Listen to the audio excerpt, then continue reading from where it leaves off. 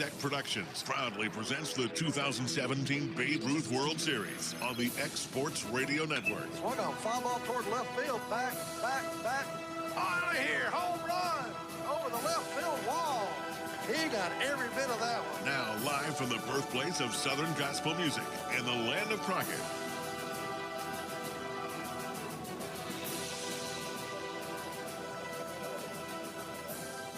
Welcome back to the 2017 Babe Ruth World Series live on X Sports TV as we come to you from Denver Trap Field in Lawrenceburg, Tennessee as the final day of pool play. And we've got a little sunshine right now. A few clouds, though, are hanging around, and there is some weather in the area. And we'll keep our eyes close to that. Hopefully we'll be able to get our games in today. We've been lucky so far the last couple of days. JP playing alongside Brad Nielsen as we have Newtown, Connecticut, the New England regional champs versus the Mid-Atlantic champs from West Windsor-Plainsboro, New Jersey. Final game for both teams in pool play. New Jersey still up for grabs, still yet to officially qualify for the elimination round. Newtown, Connecticut can only play the role of spoiler. They're 0-3, but some really, really close calls. Brad Nielsen has nearly defeated Tri-Valley, California. Nearly defeated Sarasota, Florida last night with a diving catch to end the game. Otherwise, they would have got their first win of the series. Absolutely. Connecticut's been competitive in each of their games. Really a talented squad, just come up a hit or two shy in two of the games that you mentioned. For New Jersey, they are 2-1. Heading into the game tonight against Connecticut, they are in. It's a matter of what seed they will be moving forward into knockout play tomorrow, and that could range anywhere from 1 to 3 right now as the field adjacent to us. Sarasota, Florida currently leads 1-0 over Tri-Valley, which are the other two qualifiers out of that half of the bracket. And right now it's all jockeying for position. Who gets the bye tomorrow? Absolutely. Both games going on right now are in the national the American. Well, actually, we've got one each. We got who do we got? We got both national divisions, don't we? Yeah, that's right. And I was wrong. New Jersey is qualified. They are in. The seedings is what we have left to go. Let's look at this national division, Brad. Leading the way, Tri-Valley, California, the Pacific Southwest champs, 3-0, only 6 runs allowed as they are playing Sarasota, Florida right now. At 2-1 is the Southeast champs from Sarasota, Florida. Also at 2-1, this team from New Jersey. So if both were to win, that would put us in a 3-way tie because Florida would then defeat California, and we'd have a 3-way tie. They would have beaten each other, so we would go to runs allowed. California way out ahead at this point with an 8-run advantage on both Florida and New Jersey. So that's how the New England, those 3 teams have already qualified. And so we know at least who is going to be coming out of the national division. We'll talk about the American division and get first pitch coming up in just a bit. We'll be back after the short timeouts. This is 2017 Babe Ruth World Series on X Sports TV. Darrell Valentine Enterprises in Main Street, Lawrenceburg would like to congratulate all of the Babe Ruth teams from across the country that have made their way to Lawrenceburg, Tennessee in the 2017 Babe Ruth World Series. Main Street Lawrenceburg supports many revitalization projects to maintain and grow a healthy community spirit. Darrell Valentine Enterprises in Main Street, Lawrenceburg wish every team the best of luck during the 2017 Babe Ruth World Series in beautiful Lawrenceburg, Tennessee.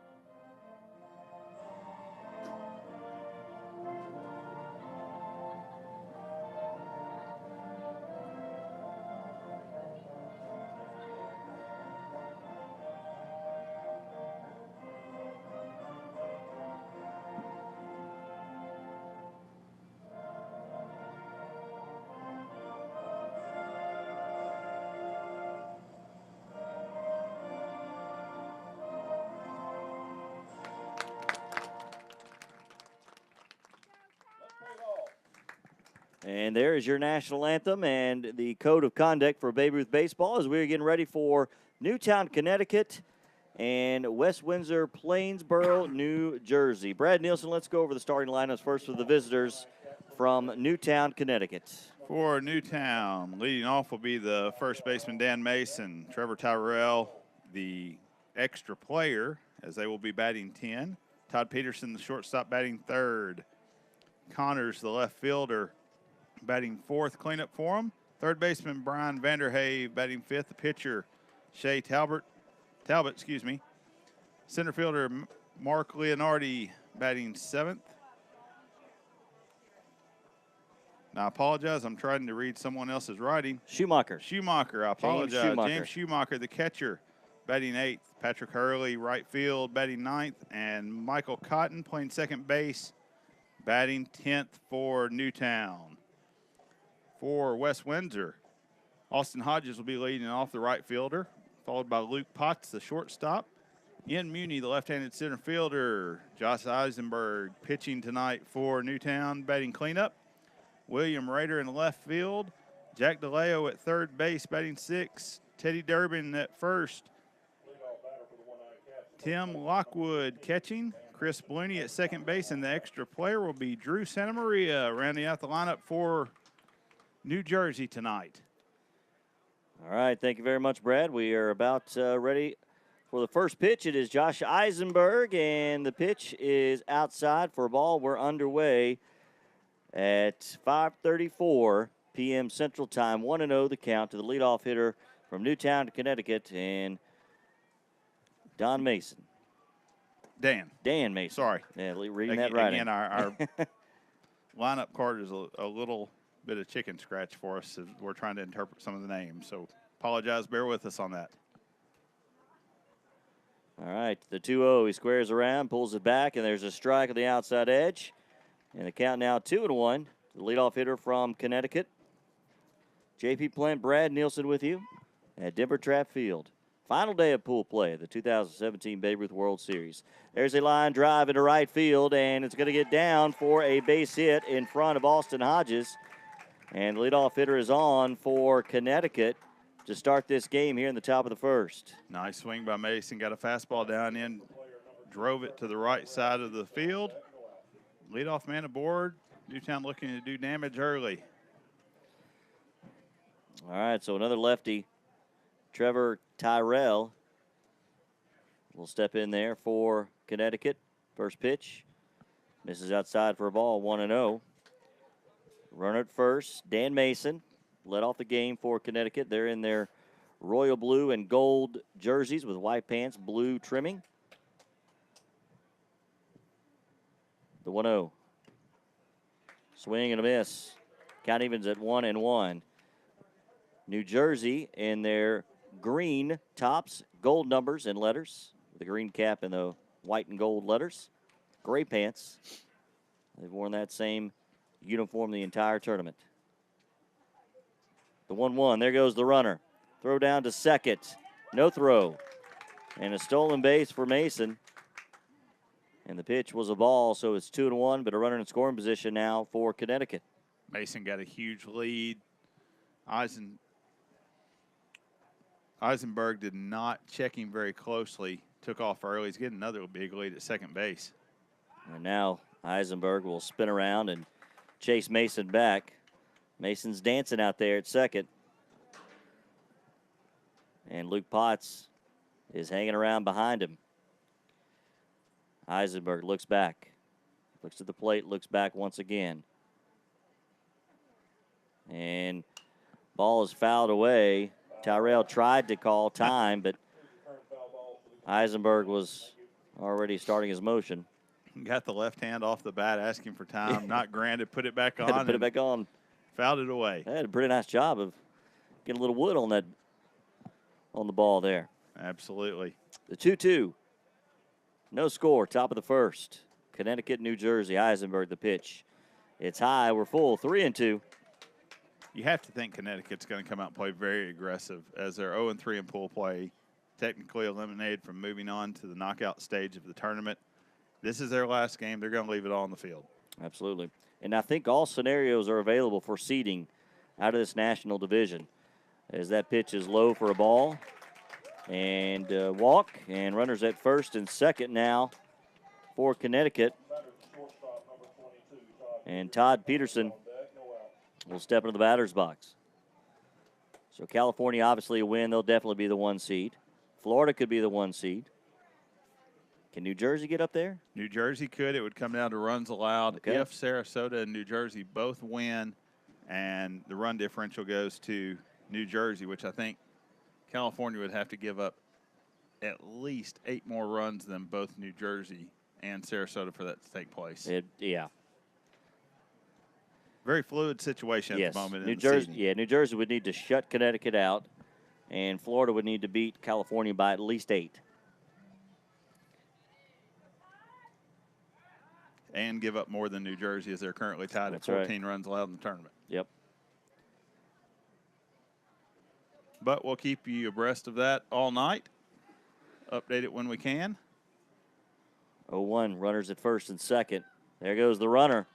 Grounder to third.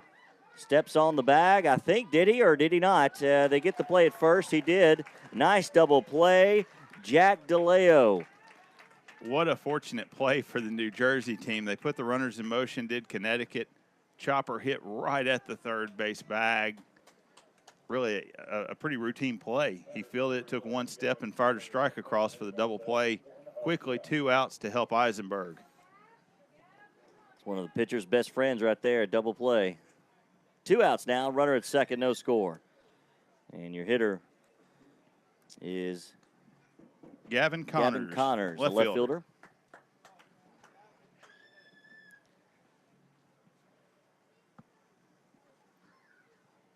The 1-0 from Eisenberg. Swing and a miss. Took a little off that one. And the count even at 1-1. Lights turning on now in both fields as we got overcast skies.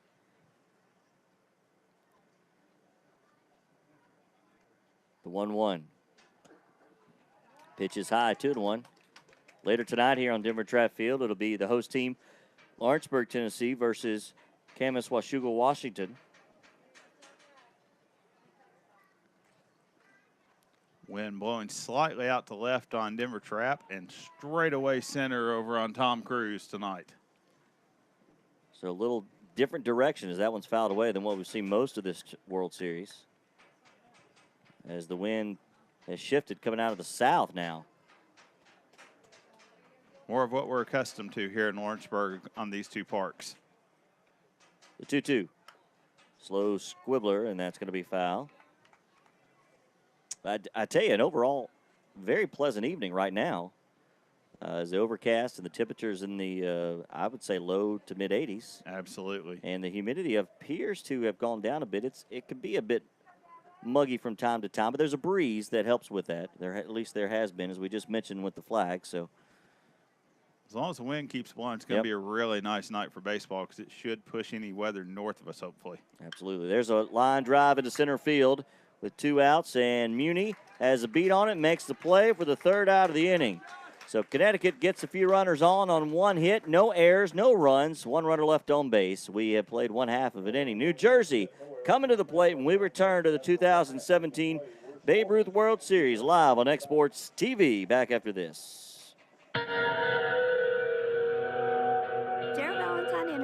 In Main Street, Lawrenceburg would like to congratulate all of the Babe Ruth teams from across the country that have made their way to Lawrenceburg, Tennessee in the 2017 Babe Ruth World Series. Main Street Lawrenceburg supports many revitalization projects to maintain and grow a healthy community spirit.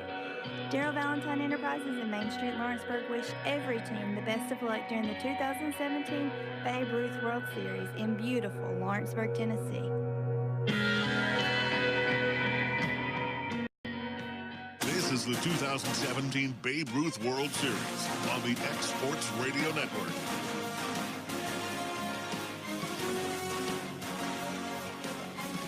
Final day of pool play, Newtown, Connecticut, West Windsor, New Jersey. The Mid-Atlantic champs coming to the plates. Their lineup looks like this. Austin Hodges will lead things off. Luke Potts batting second. Ian Muni will bat third. Josh Eisenberg will bat cleanup. William Reeder will bat fifth. Batting sixth, Jack DeLeo. Teddy Durbin will bat 7th, batting 8th. The catcher, Tim Lockwood. 9th will be Chris Blooney, and the extra hitter, Drew Santa Maria. As New Jersey will send 10. Newtown also, Brad, with 10. So Babe Ruth rules state that you can add that extra hitter. It is an extra hitter, not a DH. It is an extra hitter, and you can send 10. But if you start the game with 10, you have to finish with 10.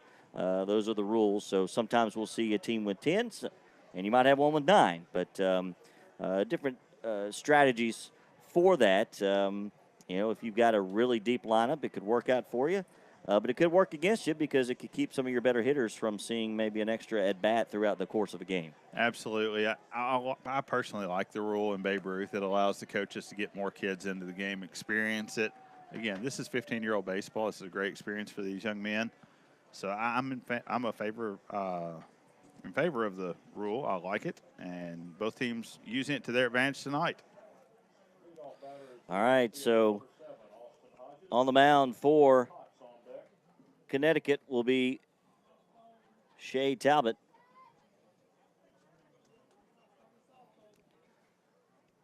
And he'll be facing Austin Hodges.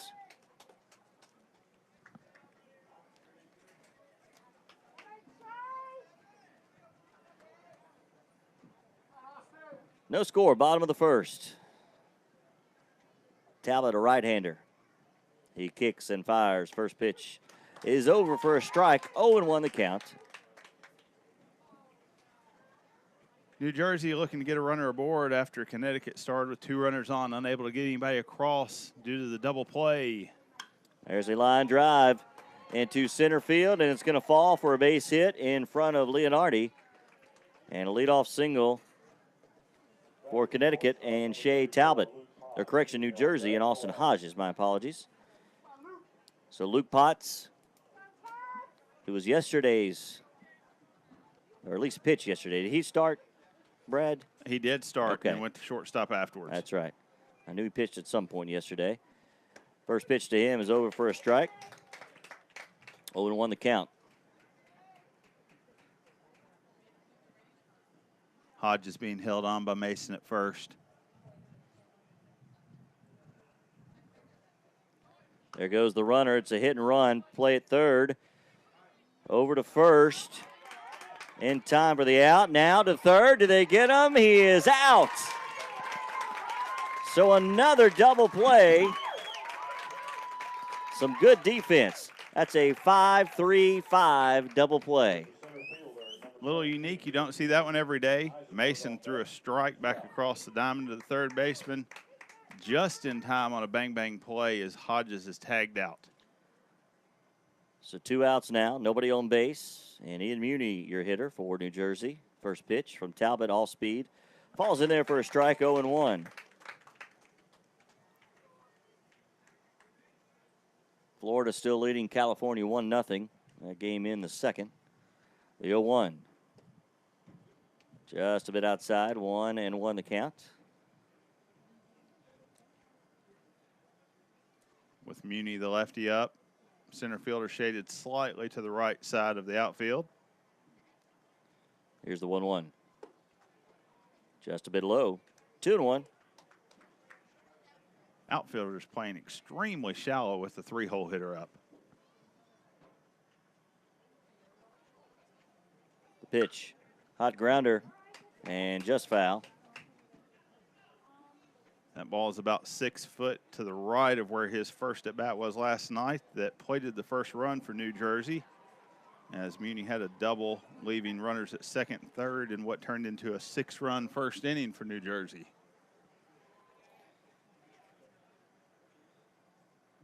The 2-2 coming from Talbot. All speed lifted into shallow right and danger, but foul. Just drifted as the wind died down. Brad, if you look at the flag, if it was blowing like it has been so far, that might have kept it fair, but it is foul nonetheless. 2 balls, 2 strikes. 2 outs after the double play by Connecticut. So here's the 2-2. Tried to check his swing. Looks like he did. They're going to try to peel down to third. And he said he did. All right, so a strikeout for Talbot. And that will be the third out of the inning. So Talbot faces the minimum after that 5-3-5 double play. We played one, each team with a hit, no score. Connecticut and New Jersey, final day of pool play at the 2017 Babe Ruth World Series. Back to Lawrenceburg after this short timeout. Gerald Valentine Enterprises in Main Street, Lawrenceburg would like to congratulate all of the Babe Ruth teams from across the country that have made their way to Lawrenceburg, Tennessee in the 2017 Babe Ruth World Series. Main Street Lawrenceburg supports many revitalization projects to maintain and grow a healthy community spirit. Gerald Valentine Enterprises in Main Street Lawrenceburg wish every team the best of luck during the 2017 Babe Ruth World Series in beautiful Lawrenceburg, Tennessee.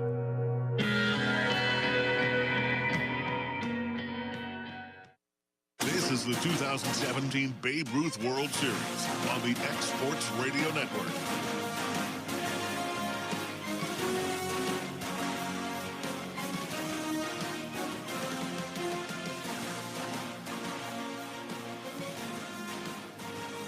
The announcer's wardrobe has been provided by HD Inc. For all your screen printing and embroidery needs, give owner Phil Hooper a call at 931-201-2961 or email him at hdinc2010@gmail.com. HD Inc., the official apparel provider of the X-Sports Radio Network. JP Plant, Brad Nielsen back with you in Lawrenceburg, Tennessee. Newtown, Connecticut, looking here in the top of the second. Get on the board, no score. Each team with a hit.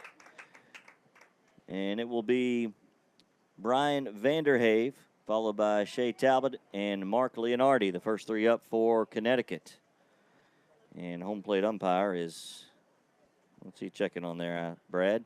He's talking to the pitcher. Not sure what we've got going on here.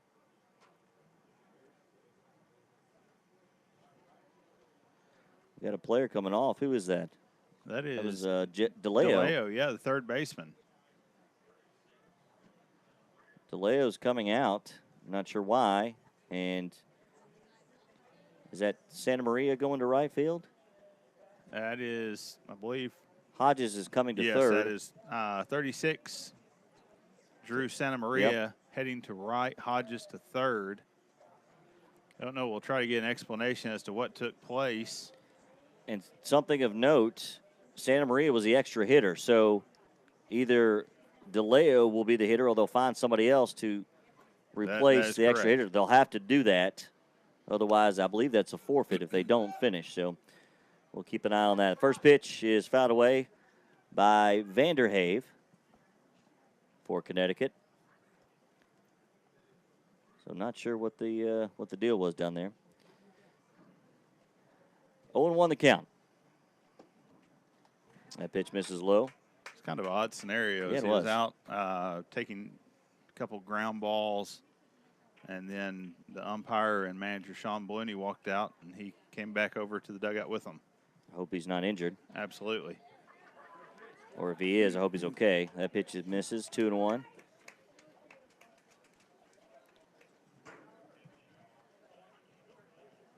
That's a big loss for the New Jersey team, as he's played a really nice third base for them. Absolutely. Had that nice double play in the first inning.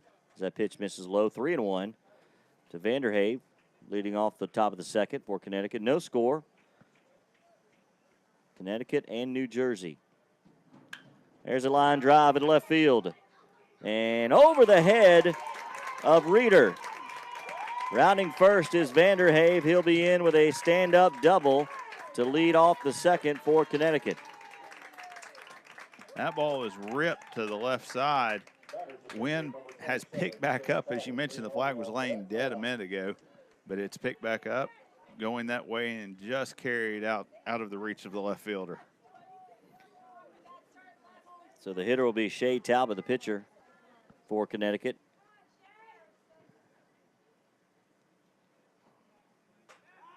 And Eisenberg will lean off the mound and chase Vanderhave back to second. Connecticut had some runners on in the first inning, had three actually. That pitch gets past Lockwood. Making his way to third is Vanderhave easily. So the wild pitch by Eisenberg. And a runner just 90 feet away with one out, or no outs rather, here in the top of the second. Talbot looking to help himself out. Runner stands at third. Chance to drive in the go-ahead run as the pitcher. The 1-0. Line, hot shot, just foul. A little dancing there by the third base coach over for Connecticut. I believe that's actually Coach Vanderhave. Yeah, Vanderhave, His son right beside him there on third. Nice little move. And over on Tom Cruise as they head to the top of the fourth. Sarasota 1, Tri-Valley, California 0. 1-1. Foul once again. Yeah, that move by Coach Vanderhave looked like maybe the Charleston. You ever done the Charleston, Brad? I think I'd pull something right now. That's right. 1-2 to count after the foul ball. Shea Talbot, your hitter, facing Josh Eisenberg for New Jersey on the mound. The 1-2 curveball, that's going to hit him right in the back. Got away from him just a bit. And that'll put runners at the corners with nobody out. And Mark Leonardi. Center fielder with good speed coming to the plate for Newtown. Interested to see what New Jersey will do positioning the infielders. They've got the third baseman back. They're all about middle of the infield dirt. There goes the runner. And now they've got a rundown. Let's see who they go after. At first, now they're coming home. And they've got Vanderhaven a rundown. Lockwood's going to get him. And making his way to second is Talbot for the first out of the inning. So you see that from time to time. That's what Connecticut, I think, wanted to do, was to get him in a rundown to try to get a run out of it. But New Jersey with a nice job.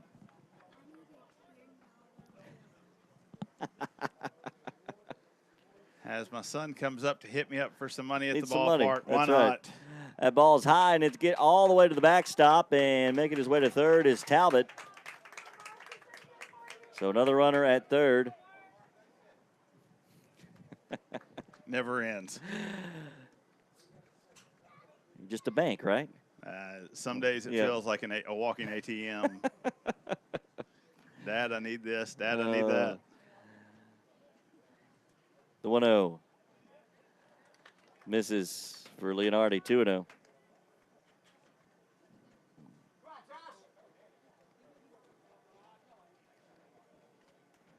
Eisenberg comes ready to the belt. The 2-0.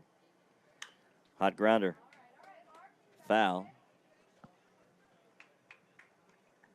Going to the, I don't know what else to call it other than a pickle play, sending the runner partway to second base, trying to draw the throw. Bit interesting with no outs, runners at the corners to do that. That pitch misses inside. 3-1 now to Leonardi. Leonardi has hit the ball well in the tournament. And where New Jersey was positioned, double play was almost out of the question. The 3-1. Outside. For a walk. And put runners back at the corner. And Schumacher. James Schumacher will be your hitter. Time called. The batter is James Schumacher, the catcher. He's wearing number 4. As Lockwood going to set the defensive alignment, the catcher for New Jersey. And Coach Vanderhave going to get a word in. 1 out. Runner at third is Shea Talbot. Runner at first, Mark Leonardi for Newtown, Connecticut. Your hitter is James Schumacher. So do you try the pickle play again? You liked it once with no outs. You try it with one. I think you let the bats do a little talking. You might send the runner. Maybe not quite as early as he did. Popped him up. And that's going to get out of play.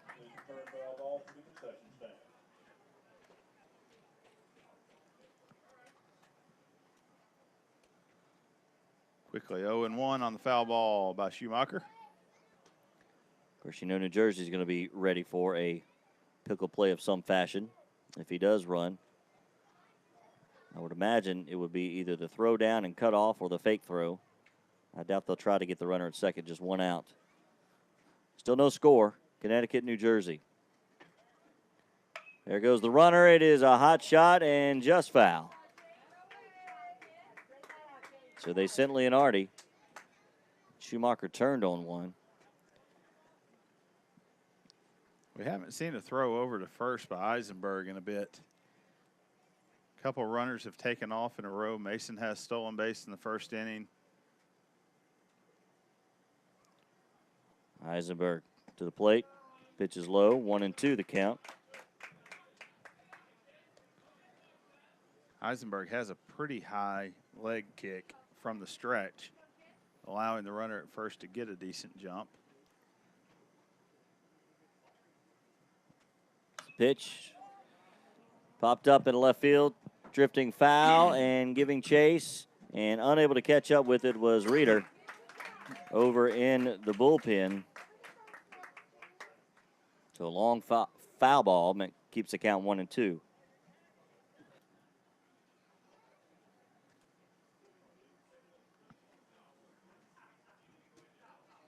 As we reset to see another 1-2 pitch from Eisenberg. Newtown looking to get on the board first. Runners at the corners. Here's the pitch. Swing and a miss. And a strikeout for Josh Eisenberg. Second out of the inning. That was a big out.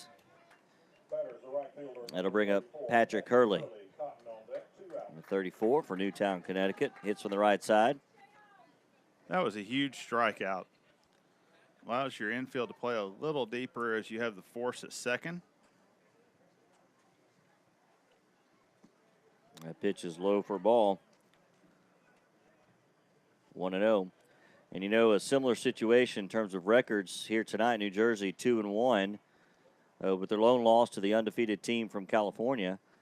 Connecticut 0-3 as that pitch is outside. Very similar to last night. We saw Bismarck, North Dakota winless, 0-3 coming in, or 0-2 coming in, excuse me, and they were facing Janesville, Wisconsin, who their only loss was to the leader in their division. And North Dakota beats them 10-0 in 6. So you never can tell as there's a strike on the outside edge, 2-1. We had heard a lot about the North Dakota team, how good they were. They had just not been able to get the bats going, and last night they woke up. Connor Hansen's in particular with a triple, an inside the park home run, and 5 RBIs on the night. Just your average night. Yeah, that inside the park home run came with the bases loaded. He had a big game, and then, of course, Feeney, pitcher for North Dakota, a one-hitter through 5 innings. There goes the runner, popped up out of play. And the count will be full now, 3-2 to Patrick Hurley. Well, you know that's going to put Leonardi in motion. Eisenberg might be wise to at least step off and make him hesitate the first time or two, whether it deserves a throw or not. The 3-1. There goes the runner from first. Line drive back up the middle. Base hit. A run will score the first of the game. On his way to third. Sliding in safely is Leonardi. So Talbot scores on the single from Patrick Hurley. He winds up at second on the throw. And runners at second and third now with 2 outs. And Connecticut up 1-0 on New Jersey here in the second. Nice job by Leonardi getting a good jump. Full count, 2 outs. You're running on that anyway. That put him in position to be rounding second before Muni, the center fielder, ever came up with the ball. The hitter is Michael Cotton. Hits from the left side for Newtown, Connecticut. They lead now 1-0. Third hit of the game on that one from Hurley. There's a squibbler to the left side. And one play. Tries to go to first. It gets away. And coming in to score is Hurley. Leonardi scored. And Hurley comes on in on the throw. And probably an error on the throw. Yep, there it is, first of the game. And now it's 3-0 Newtown, Connecticut. 3-0, and it cycles back to the top with Dan Mason. And Cotton goes to second on the throw. He's in scoring position. So Mason singled his first time up.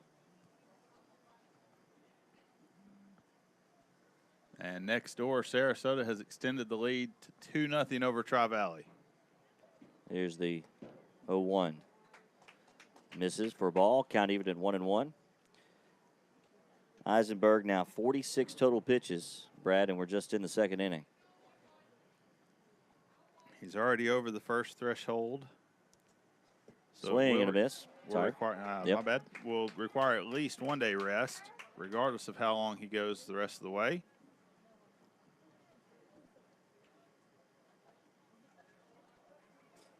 1-2 to Mason.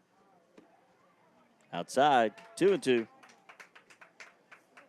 Eisenberg wanted the call. Lockwood might have set up just a bit further outside than necessary on the 1-2 pitch. He popped the mitt, but he was in the right-handed batter's box. 2-2 from Eisenberg. Grounder to the right side. Up with it is the second baseman. Chris Blooney with the Blooney, play. thank you very much. All right. And that will be the third out of the inning, but Newtown, Connecticut gets 3 runs on 3 hits, 1 runner left on base, 1 error, and we head to the bottom of the second. Your new score, Connecticut 3, New Jersey 0. This is X-Sports TV's coverage of the 2017 Babe Ruth World Series.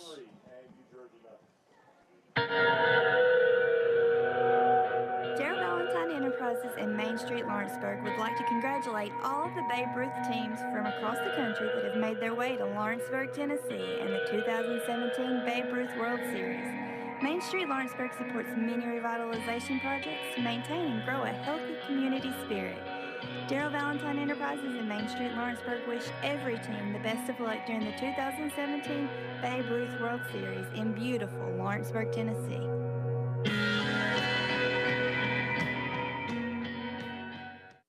This is the 2017 Babe Ruth World Series on the X-Sports Radio Network.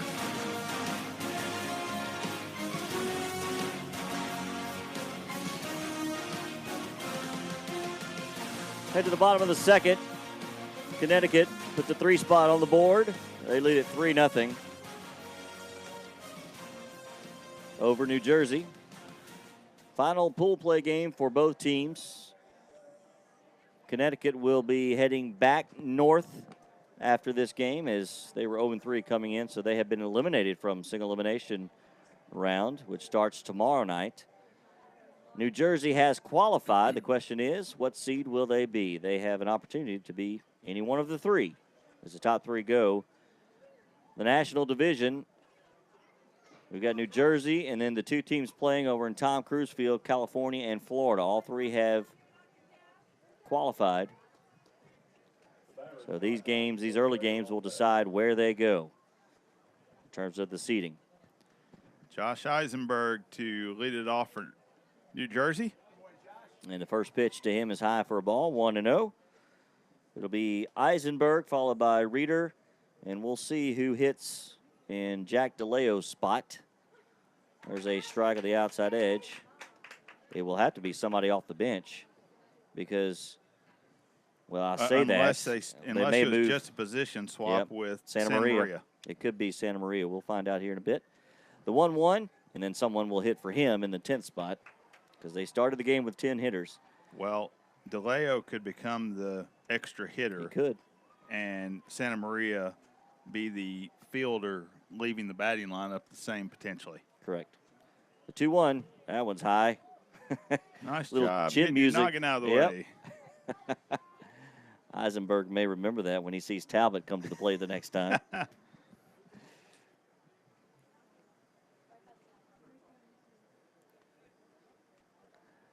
3-1 the count.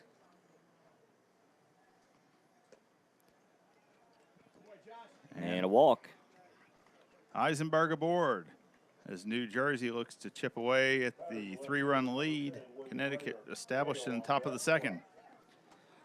We urge you to join in on the live chat on our YouTube. If you're watching, let us know where you're watching. If you got a shout out to one of the players, we'd love to hear from you. On YouTube, you should be able to communicate right there on the live chat. Reeder, your hitter, 1-0 the count. And DeLeo is on deck. All right. So it may have been something that they took him out, not feeling good or whatever in the field, but he is going to be the EH now.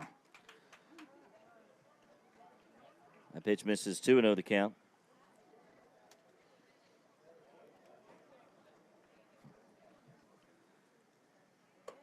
Three 0. Talbot struggling to find the zone in the bottom of the second.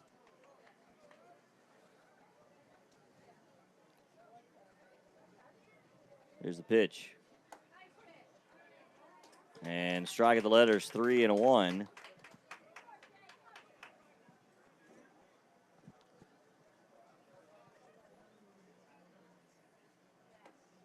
Strike on the outside edge.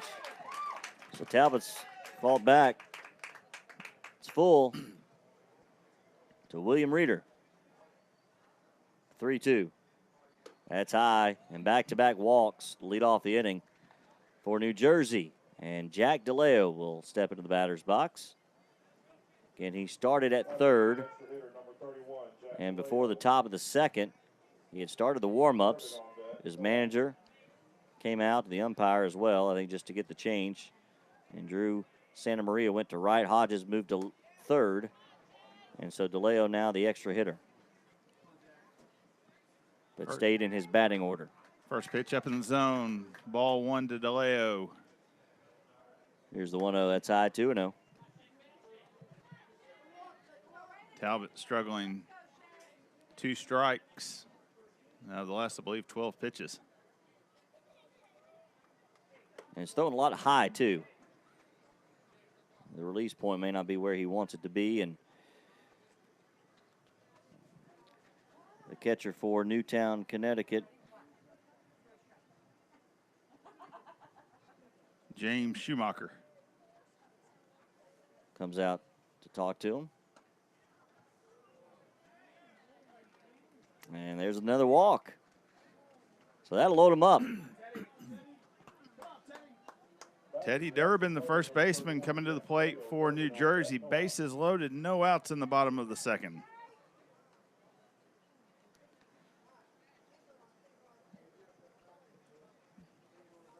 As Coach DeLeo, the third base coach, comes in to chat with him before the at-bat starts.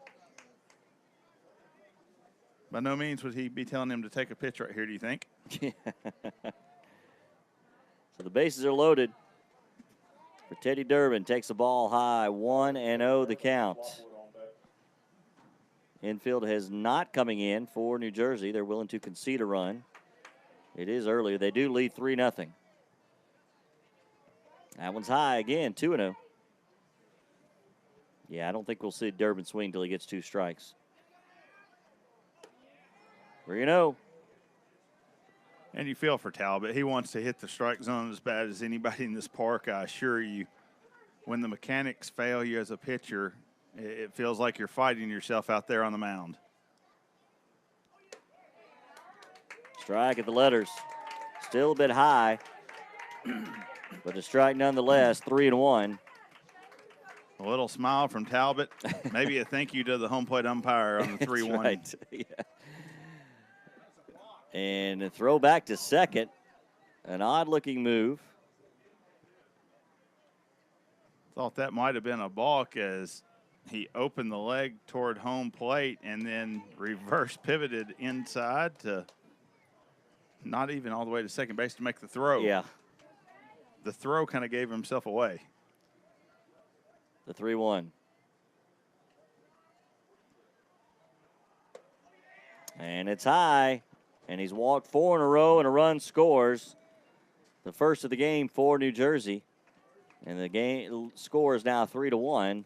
And we'll get a visit from Coach Vanderhave for Newtown, Connecticut.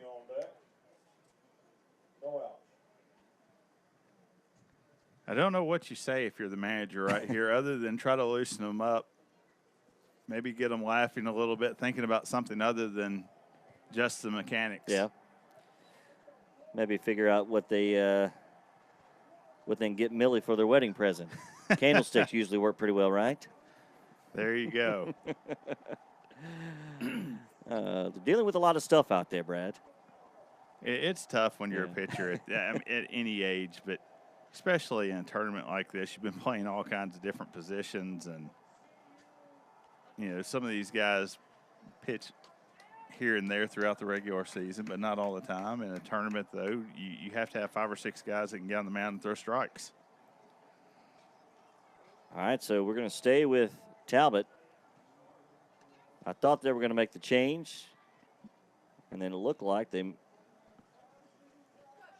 almost could have been an injury checkup. Either way, Talbot's out there. Newtown with 1 across already in the inning, looking to dig into this 3-1 deficit. And there's a strike to the catcher. Coach Vanderhave, the psychologist, did some fine work. He did. Got even 1-1 to Lockwood now. Reeder at third, DeLeo at second, and Durbin is at first for New Jersey. No outs. 3-1, Connecticut up.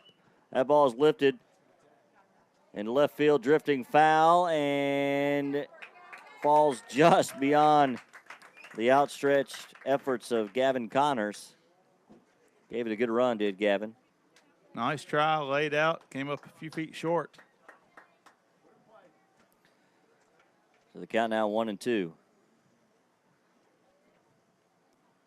Wind is picked back up, and it is blowing slightly out, but definitely towards left. Left fielder playing pretty shallow with the wind blowing that way.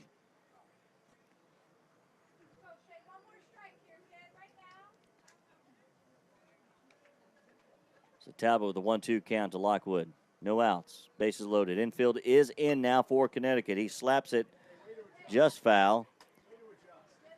Nice job by Lockwood, spoiling a nice breaking ball over the inside part of the plate by Talbot.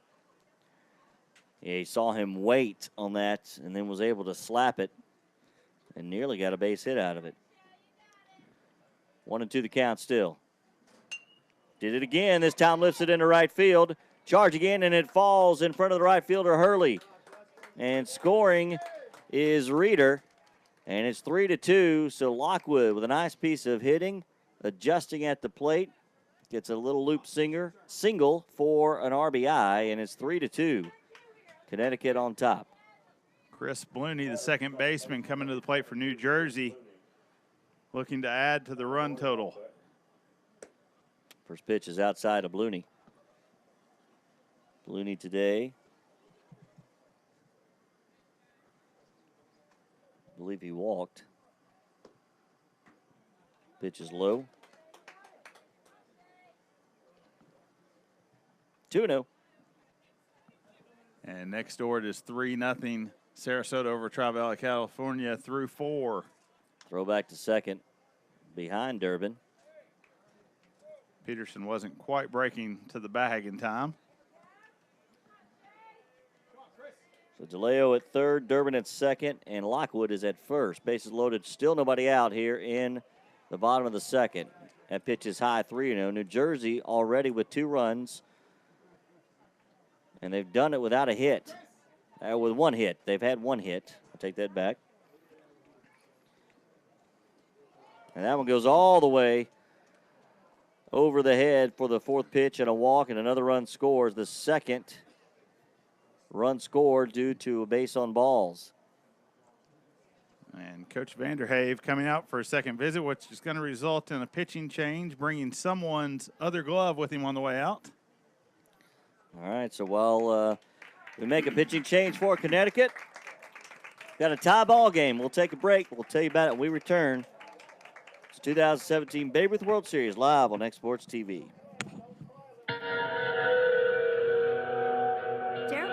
Enterprises in Main Street, Lawrenceburg would like to congratulate all of the Babe Ruth teams from across the country that have made their way to Lawrenceburg, Tennessee in the 2017 Babe Ruth World Series. Main Street Lawrenceburg supports many revitalization projects to maintain and grow a healthy community spirit. Darrell Valentine Enterprises in Main Street, Lawrenceburg wish every team the best of luck during the 2017 Babe Ruth World Series in beautiful Lawrenceburg, Tennessee.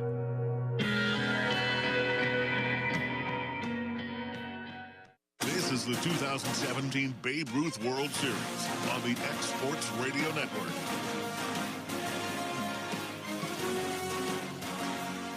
Interested in purchasing photos from the 2017 Babe Ruth World Series? Visit MacBrownPhoto.com or send them an email requesting your player or team to info@MacBrownPhoto.com. Mac Brown Photographers, the official studio of X Sports Nation and of the 2017 15-year-old Babe Ruth World Series. Mac Brown Photographers, creating tomorrow's memories. So Dan Mason will be the new pitcher as a lefty for Newtown, Connecticut. And Brad, have you got the rest of the changes? They're all kind of bundled up. Yeah, they're still bunched settled. up. I'm waiting to see where they head to. I know Mason came from first base. 24 is Brian Vanderhave that was at third, moving to first. Peterson is now at third, it looks like. Peterson's moving to third.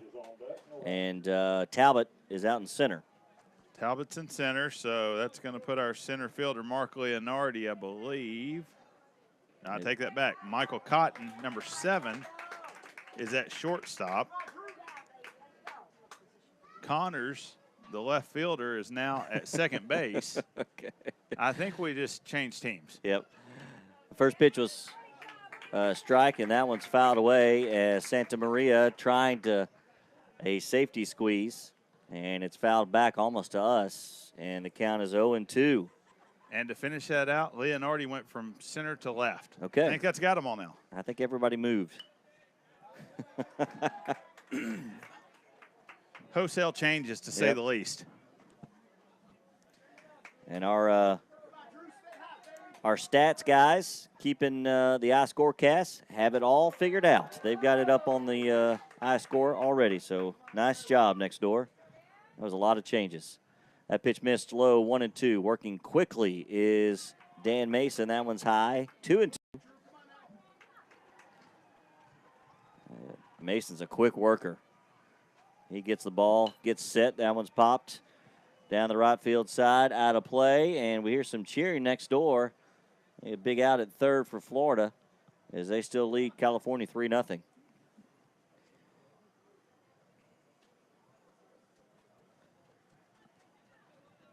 Umpire went and got that one. The 2-2 in the dirt. Nice job by Shoemaker. Really Schumacher, nice my job apologies. blocking that. Yep. Full count. Base is still loaded. Still nobody out. Infield is in for Newtown, Connecticut. We're tied at 3. The pitch. Strike 3. Nice pitch by Mason. Mason gets Santa Maria looking for the first out of the inning. And we head to the top of the order in Austin Hodges. Hodges singled to center field in his first plate appearance. One out in the inning. First pitch to the lefty Mason to Hodges inside for a ball, 1-0.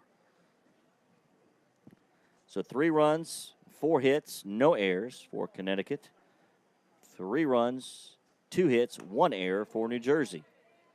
That pitch is a little farther inside, 2-0. Infield all on the grass for Connecticut. Grounder, that's going to get through because they were in. And a 1-run scores, and holding at third as the throw comes in is Durbin. Correction, that is Lockwood at third now. Durbin scores and makes it 4-3. And that gives New Jersey the lead here in the bottom of the second. So just the third hit of the ball game, second in the inning. But New Jersey able to push 4 runs across. 2 have also scored with a walk and the bases loaded. That'll bring up Luke Potts. First pitch to him, fouled away, 0-1. Potts grounded out in his first plate appearance, and JP, you hit the nail on the head. The infield being drawn in allowed Hodges' ground ball to get through for a single. Chopper fouled out of the third base side. Count now 0-2. This pace with Mason on the mound will be done in 15 minutes. He works quick. Yep. It makes it fun. Early dinner time between the 2 games for us. Swing and a miss. Strike 3 and a second strikeout of the inning for Dan Mason. Nice breaking ball by the lefty Mason. That will bring the center fielder in Muni to the plate for a lefty-on-lefty matchup. Bases loaded, 2 outs. Bottom of the second inning, New Jersey leads 4-3.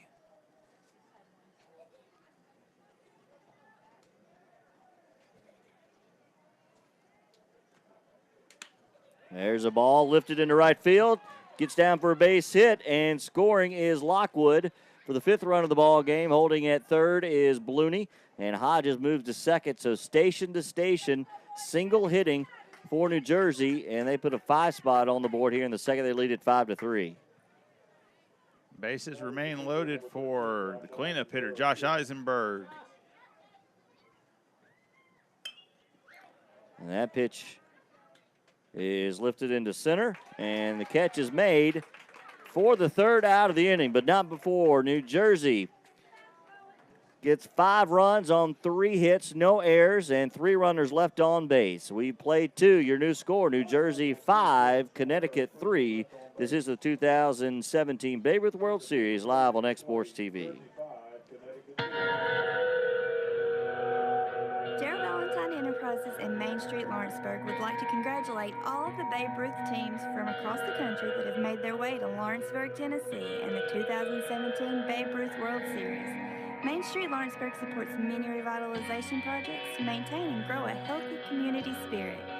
Darrell Valentine Enterprises in Main Street Lawrenceburg wish every team the best of luck during the 2017 Babe Ruth World Series in beautiful Lawrenceburg, Tennessee.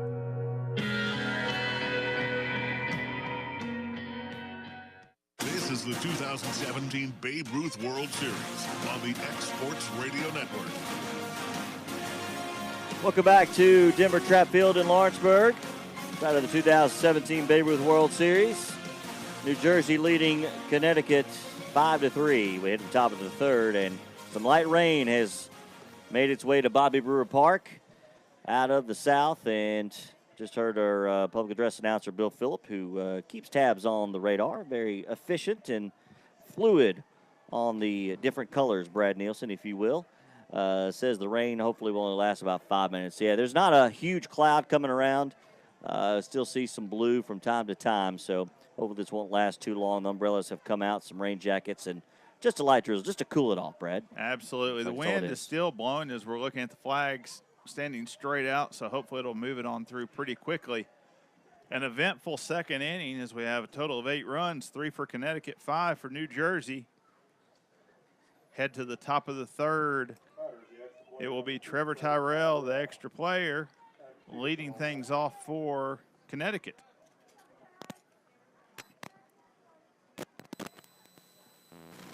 Eisenberg from the stretch, swing and a miss on a high fastball by Tyrell.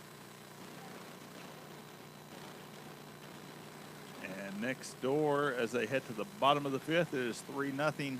Sarasota leads Tri-Valley, California. Nice breaking ball in for called second strike. Tyrell quickly behind 0-2.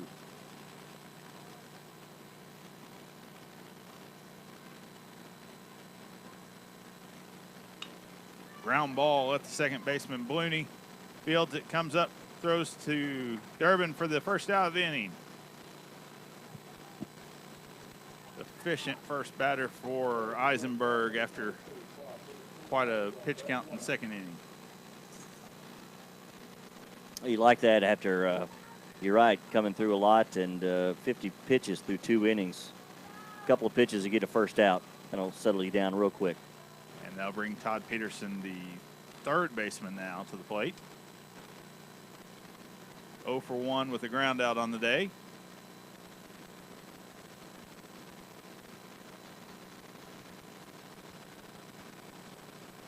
And leaves it over the inside part of the batter's box there. 1-1 the count. Occurred at the last second, just missed his jersey.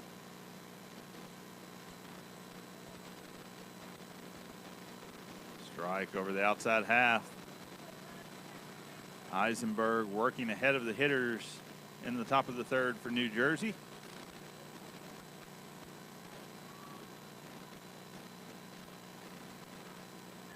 Breaking ball just a little down.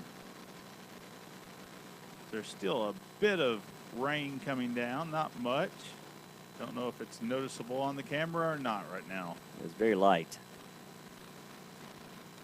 And ball 3 runs it full. Yeah, we can barely see it ourselves.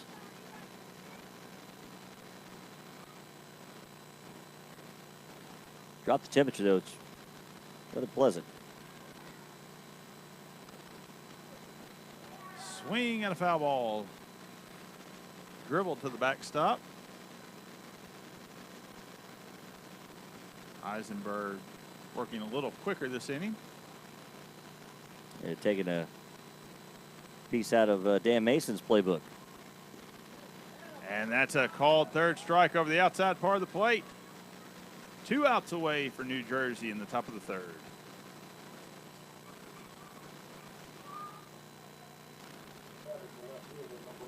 That will bring Gavin Connors to the plate.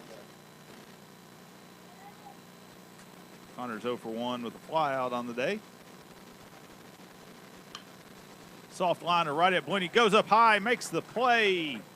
3 up, 3 down. Through 2.5, New Jersey leads 5-3. This is X Sports TV's coverage of the Babe Ruth World Series for Lawrenceburg. We'll be back after this short break.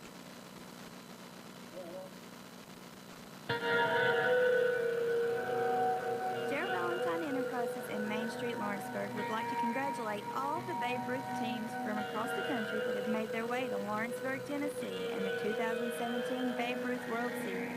Main Street Lawrenceburg supports many revitalization projects to maintain and grow a healthy community spirit. Daryl Valentine Enterprises and Main Street Lawrenceburg wish every team the best of luck during the 2017 Babe Ruth World Series in beautiful Lawrenceburg, Tennessee.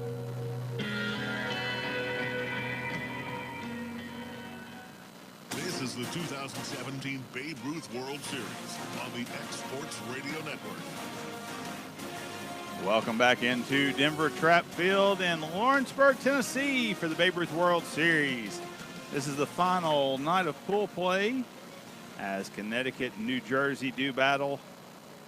Currently, through 2.5 innings, New Jersey leads by a score of 5-3, and we talked about the rain a minute ago. The umbrellas are down now. Temperatures drop 5 or 10 degrees. Perfect conditions. Mason warms up for Connecticut. I think that's the slowest I've seen him deliver a pitch yet. Leading it off for New Jersey will be Rader, the left fielder. He walked his first plate appearance. Came across to plate one of the 5 runs for New Jersey in the second inning.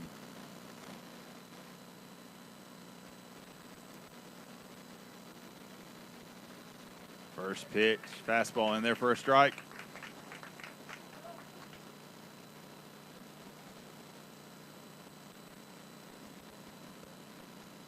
Breaking ball stays high as Mason gives a little grin at the catcher. Evens the count at 1-1 to Rader. Soft liner into center field. Going to be a tough play for the center fielder, and it's going to get down for a single. Not much of a chance for Talbot to come in and make a play on that as it was hit off the hands. Leadoff man aboard, and that will bring up the extra hitter, Jack DeLeo, number 31. Start to see some of the fans fill in for the upcoming game, the host team in Lawrenceburg. And it's a shot over the second baseman to the right center gap. Rader rounding second, racing to third, the throw coming. Not in time. It will be a single for Jack DeLeo. Runners at the corners with no outs as New Jersey is in business to begin the bottom of the third.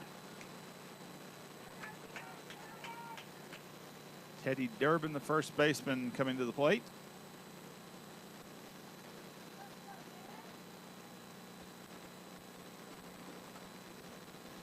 Walked his first time. Lifted into the left center gap.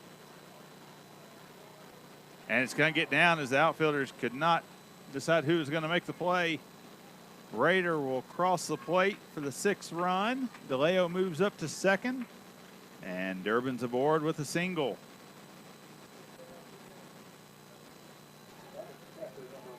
catcher Justin Lockwood coming to the plate. Lockwood 1 for 1 on the day with a single and a run scored. First pitch high and outside. For Connecticut, it's 3 runs on 4 hits. New Jersey, 6 runs on 7 hits with 1 error. 2-0 is the count. Fastball in there, bring it back 2-1. And the rain has stopped for the time. High fly ball just behind the second baseman. He drifts back under it. And Gavin Connors brings it in for the first out of the inning. That will bring fellow second baseman Chris Blooney to the plate.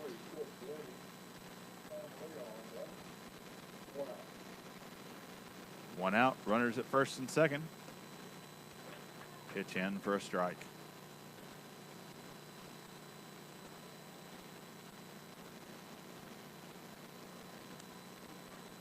Nice cut by Blooney. Fouls it straight back, quickly behind 0-2.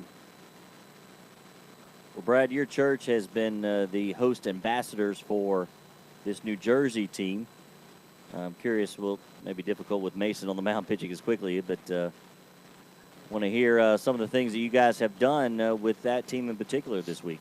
Absolutely. We've had the chance to feed them a couple, 3 different times. There's been, I believe, 5 or 6 different families that have had them over at breaks that they've had during the games, things like that. They're broken up into groups of 3 or 4, and it's been fun to get to know the boys. It's fun to come out and cheer for the other teams in the tournament as well. I mean, obviously being from Lawrenceburg, you want to see Lawrenceburg do really well, but it's a great experience for the ambassadors as Blooney goes down swinging for the second out. That will bring Santa Maria to the plate, the right fielder. But it's a great chance to get to know them and some of their parents. And, you know, I'll go back to 2 years ago. We stay in touch with the 2 guys and their families from West End, Pennsylvania, that we were the host parents for then. And so it's a lot of fun.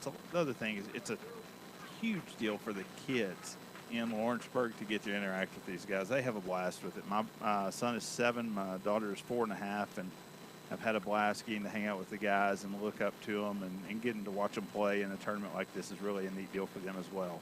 Yeah, 2 years ago was the last year of the host families of that setup. Babe Ruth baseball, they switched. Mason throws a strike to bring the count to 3-1 on Santa Maria. So the teams are sleeping in hotels around the area. Fouled out of play. Full count. But as you mentioned, there are a lot of different groups, churches, organizations, neighborhoods that have adopted a team or a group of players, fed them, had cookout, take them swimming, whatever whatever the case may be. Absolutely. The group did get to go over to one of the family's house and go swimming early in the week, and trying to be respectful to the coaches of not doing that on game days for them. Right. But I think they've had a big time. And the coaches, I think, have embraced it too. Bases loaded for New Jersey. It's the leadoff man, Austin Hodges, 2 for 2 on the day with 2 singles. Big opportunity here as it's a 3-run lead currently to add to it. Swing, and it's fouled back. Tell you, you better be ready to swing when you get in the batter's box against Dan Mason. He gets on that rubber, he is ready to go. You really need to step in with your hand up and ask for time. That's right. Chopper down the third baseline. That is going to be a tough play for Peterson. He bareheads it, fires across the infield, not in time, throws wide, and the runners continue moving forward. 2 are across. Hodges will end at second, Santa Maria at third, and it is now 8-3 New Jersey. That was a play. Peterson tried to make something out of just a ill-placed ball, frankly. Barehanded it, made a decent throw, just a little wide, but unable to come up with it was the first baseman, Vanderhave. And looks like it's a hit. They're going to give a hit on that one. It would have been a bang-bang play. Not sure what the ball would have beaten him. Probably a hit with an error on the throw that allowed the second run to score. Yeah, it should be, but we don't see one yet. And that's a shot into left field by Potts. That's going to score at least one. Coach DeLeo is going to stop Hodges at third. Runners at the corners. Potts with a nice piece of hitting. 9-3, New Jersey. Ian Muni, the center fielder, comes in with 2 runners aboard. 2 outs, bottom of the 3rd inning. First pitch up in the zone. Brad, I'm not sure if New Jersey, if they have an extra base hit, I think they're all singles. I believe they are. They have gotten to second twice, I believe, on balls that got away. Yeah. As the scoreboard's, not reflecting any errors at this point, but had a couple get away, and that is ripped That's to an right extra base field. hit. The right fielder is burned. Ball will go all the way to the wall. One crosses the plate in the form of Hodges. Potts will score. Muni into third. What a rip by the lefty Muni. Just as we said, all singles, that changed that real quickly. Did not know we were on the public address as well today, but Muni heard it, and he answered. Yes, he did. He said, I'll show you a single. And next door, Tri-Valley has put up a 3 spot in the top of the 6th to tie it up 3-3 with Sarasota. All right. That game also available on Exports TV. Got Cam Ashburn and Corey Rochelle on the call. For that one, you're going to go join them for game 2 over there between Mississippi and North Dakota, which has playoff, if you will, implications. Absolutely. Both sitting at 1 and 2. One of those teams most likely will advance at 2 and 2. But we know the loser will definitely not advance. That is correct. Should be a win in the end game. Eisenberg steps to the plate. Breaking ball by Mason, in for a called strike. Muni stands at third base, looking for an opportunity to cross the plate after a just ripped triple to the right field wall. 11-3 is your score. New Jersey, no runs in the in the bottom of the first, 5 in the bottom of the second, and 6 thus far in the bottom of the third. And Brad, we do see our official scorekeeper does have an error on that throw, so 1 error now for Connecticut. You're right, that allowed that run to score. There was a hit and an error on the throw. 2-2 as the count evens. Eisenberg checks his swing, called strike.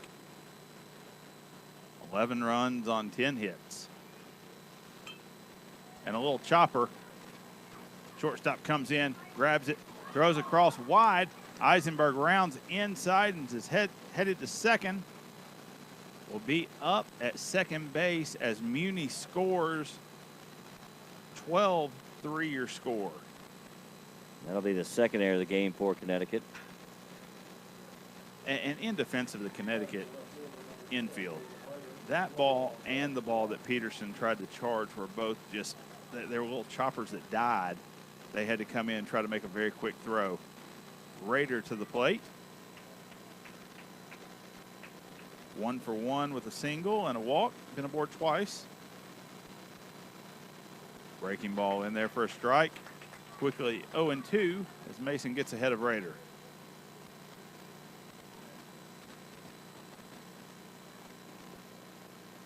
Ball down and outside.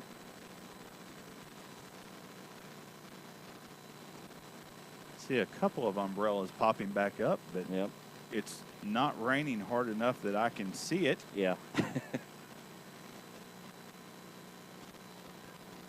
And that one bounces about 6 feet in front of home plate as Mason tried to spin the breaking ball in there for the third strike. I'll tell you, the grounds crew got out this morning around 6 a.m. and covered these fields as we had a torrential rain about 6:30 this morning.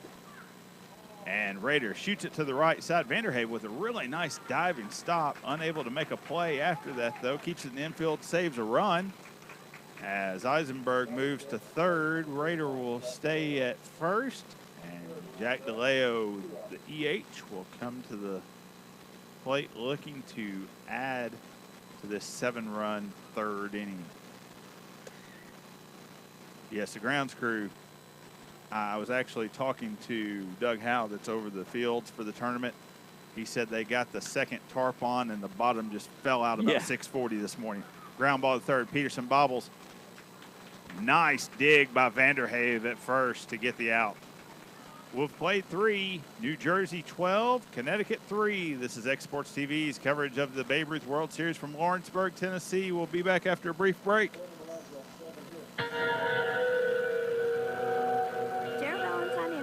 In Main Street, Lawrenceburg would like to congratulate all of the Babe Ruth teams from across the country that have made their way to Lawrenceburg, Tennessee in the 2017 Babe Ruth World Series. Main Street Lawrenceburg supports many revitalization projects to maintain and grow a healthy community spirit. Daryl Valentine Enterprises in Main Street Lawrenceburg wish every team the best of luck during the 2017 Babe Ruth World Series in beautiful Lawrenceburg, Tennessee.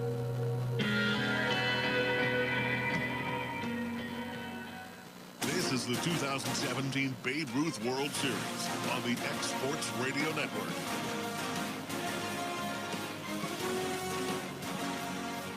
Welcome back into Lawrenceburg, Tennessee in the Babe Ruth World Series. We are in our broadcast position in the Parks Lumber Perch. Thank you to Parks Lumber for their sponsorship of X Sports TV in the Babe Ruth World Series.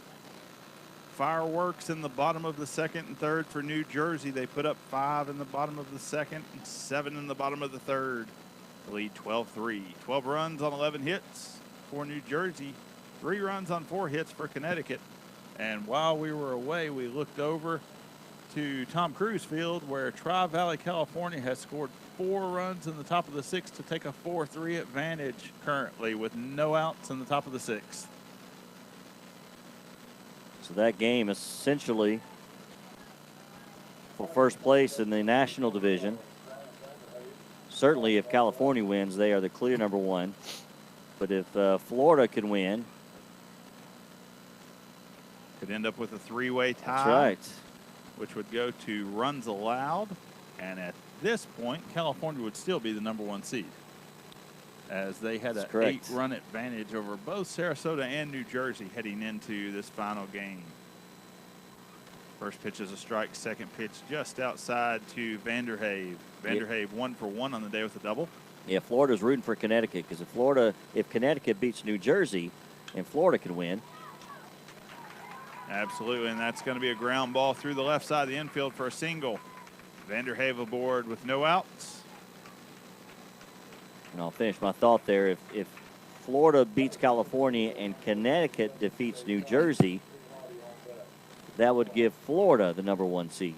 That is correct. As New Jersey would have 2 losses, Sarasota would then have the tiebreaker head-to-head over California in that scenario. Talbot, the center fielder now, stepping to the plate. Pitch from Eisenberg up above the neck for ball 1. And if these scores hold true as we are now, New Jersey winning and Florida losing, then Florida will be the 3 seed, and New Jersey will get the 2 seed. That is absolutely right. We'll get a different bat, looks like. There's some bat or some pine tar. I don't know what we got there. Shades of George Brett.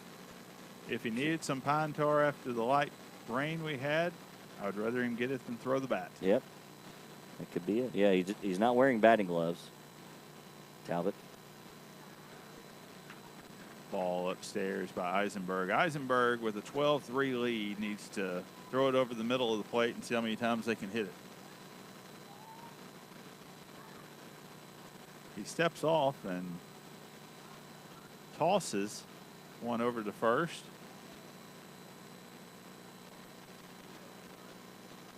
Our position, we are looking to the southeast from our broadcast position, and that's a rip to left field by Talbot. Beautiful play by the left fielder, William Rader, diving as the ball was tailing away from him and the wind helping it go away down the left field line. For the first out of the inning, that will leave Vanderhave at first base, as he had come way off the bag anticipating that getting down. That was a great play by Reeder out and left. On his horse and stretching out as he makes the catch, the first out of the inning. First pitch to Leonardi. That's going to be a single over the shortstop's head. Muni fields it, comes up, lobs into second base. Runners at the corners, 1 out. Nice piece of hitting by Leonardi. That will bring the catcher Schumacher to the plate. What I was going to mention, we're facing southeast. Can see out to the south. It's fairly clear there when we look back over Tom Cruise Field looking north to northeast. There are some clouds there. Hopefully it will all stay north of us. Yeah, that rain that through the night. Yeah, that rain that came through, most of it was to our north. And it was basically falling apart as it got closer here to Lawrenceburg. Of course, it probably is raining on the north side of town. We've had that happen already once this week. That's a rip to left field. Rader underneath catches, comes up shooting. Vanderhaven tags. He will score for Connecticut. 12-4 on the RBI by Schumacher. Schumacher has his left hand wrapped up. The other night, he kind of got his hand shaken up on a play. Called a fantastic game Saturday night as I got the pleasure of calling that one over on Tom Cruise Field. Really a nice athlete behind the plate.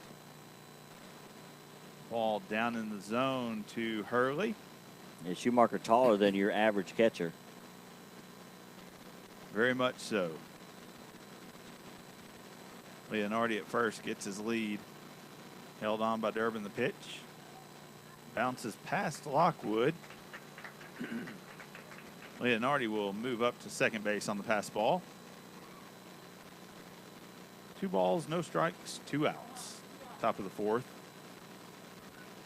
And for New Jersey, this is their 4th game in, maybe 52 hours, as they didn't start until Saturday.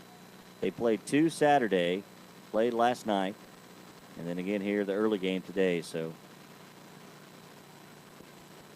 pitch is in there for a called strike. Eisenberg at 73 pitches, I believe now. 75 is the next magic number to see if they leave him in past that.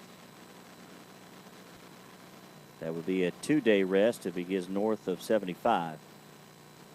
My understanding is he can finish the batter that he is facing when he gets to that number and still be considered under. Well, that's at 95. Okay. That's at the ultimate max. Well, and there's a soft liner for the 3rd out. So Eisenberg is through 4 innings for New Jersey. 12-4 is your score as we head to the bottom of the 4th. This is X Sports TV's coverage of the Babe Ruth World Series from Lawrenceburg. We will be back after a short break.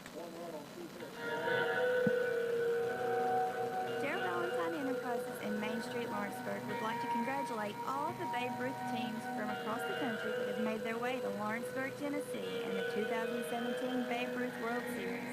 Main Street Lawrenceburg supports many revitalization projects to maintain and grow a healthy community spirit. Daryl Valentine Enterprises and Main Street Lawrenceburg wish every team the best of luck during the 2017 Babe Ruth World Series in beautiful Lawrenceburg, Tennessee.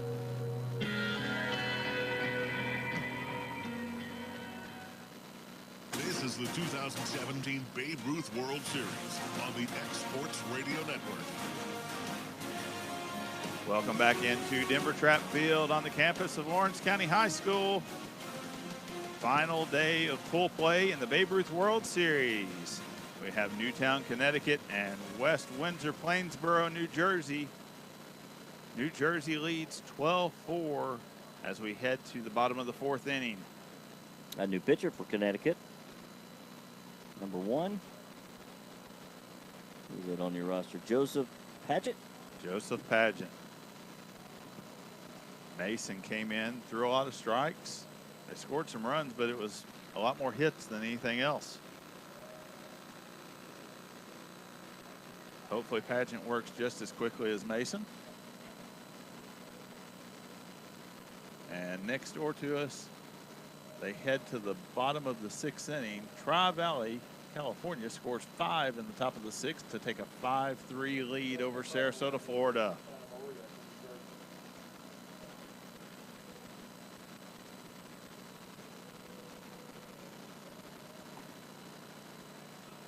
Pageant continues to warm up.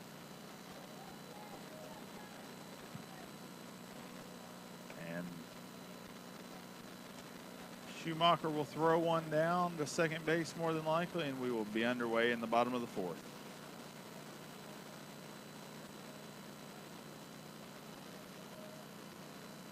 Leading off for New Jersey will be Teddy Durbin, the first baseman. Durbin 1 for 1 on the day with a walk, 2 runs scored.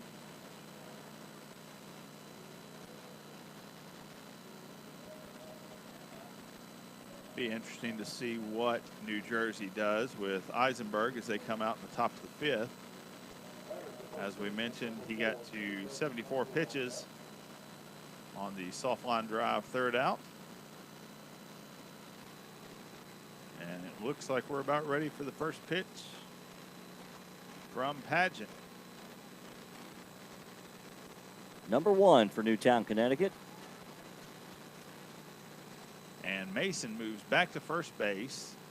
That puts Vanderhave at 3rd, Peterson at short, and that's all I can see at this point. And the outfield may have stayed put. I can't see the numbers on the outfielders yet, so. It looks like Talbot's still in center. Believe so. First 2 pitches from Pageant in for strikes, a fastball and then a breaking ball. Durbin quickly behind 0-2. Breaking ball bounces just short of Schumacher. Yeah, Coach Vanderhave's getting his money's worth coaching this Connecticut team with all these changes. Definitely. It'd be fun to see the official scorebook Yeah, after this. I'll tell you what. Ball is down for ball 2. Pageant working from the stretch with no one on. Florida still hitting in the bottom of the 5th. They trail now 5-3. They're actually bottom of the 6th. Just a little up and in is the pitch from Pageant. Runs the count full on Durbin. Durbin looking to get a leadoff hit. And it's sent into center field in the air. Talbot under it. And there's one away. Bottom of the 4th inning. That will bring the catcher Lockwood to the plate. 1 for 2 on the day with a single and a fly out. 1 run scored.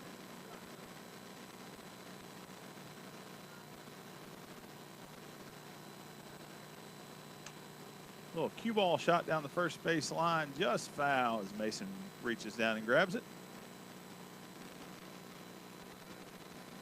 Mason drops back, hits Pageant on the fly route, headed back to the mound. Pick up 15 yards and a first down for Newtown. Having a little fun while they're out there. That's great to see.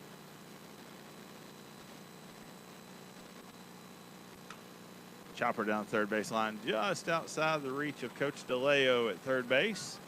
You know, it takes me back to what Scott McGregor, who was the guest speaker for the Celebration of Champions on Wednesday night, his message was baseball and sports really teaches you how you respond to the ups and downs. And Newtown coming in 0-3, but they're still having fun as they have been eliminated already officially. But absolutely, that's a rip to deep left center field, just over the glove of Talbot.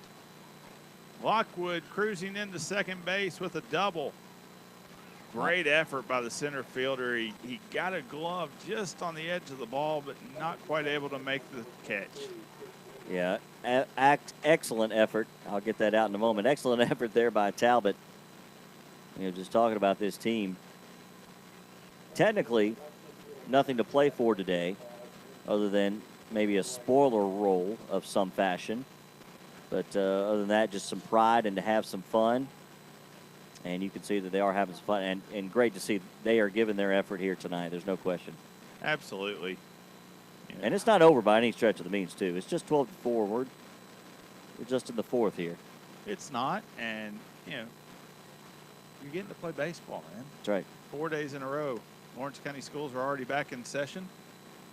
They could be at home studying, or they can be in Lawrenceburg playing on one of the nicest fields they will see all year long, as Denver Trap is just immaculate. Yes, The condition. It's Now, both fields look great. Denver Trap is just unbelievable, though. 2-0 the count to Blooney. Off the end of the bat, strike one. We got a fresh coat of paint as I widen the view. You can see down there on the World Series logo. Nice fresh coat of paint there today. And the pitch just short of the plate. Bounces into Schumacher's chest protector. 3-1 on Blooney. Blooney 0 for 1 on the day. Reach base on a walk. His other at bat. And he will be aboard for the second time with 2 walks in the ball game. That will bring new player Judd Patrone to the plate, number 22, in place of Drew Santamaria.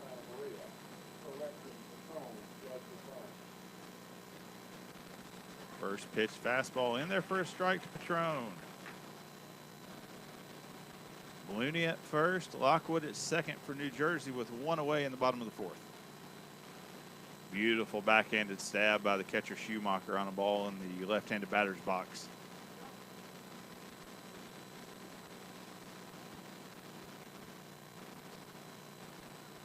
Sarasota has bases loaded, it appears now, with 2 outs in the bottom of the 6th, still trailing 5-3. Game's getting interesting over there. Well, it's been interesting. It continues to be very interesting. Looks like we got a pitching change for California. And a little looping line drive into right field for Patrone. Everybody's going to move up 1 base, and that's going to load the bases again for Austin Hodges, a leadoff man. Hey, it seems like all night we've seen green out there on the base pads for New Jersey. They've had a lot of runners aboard. Nice job by Patrone in his first at bat of the day, coming up, shooting one into right field for a single. How about Hodges? 3 for 3 with 3 singles. Great day for him. 1 run scored, 2 RBIs. First pitch for a strike. Trying to make a push for the Ron Tellefson player of the game.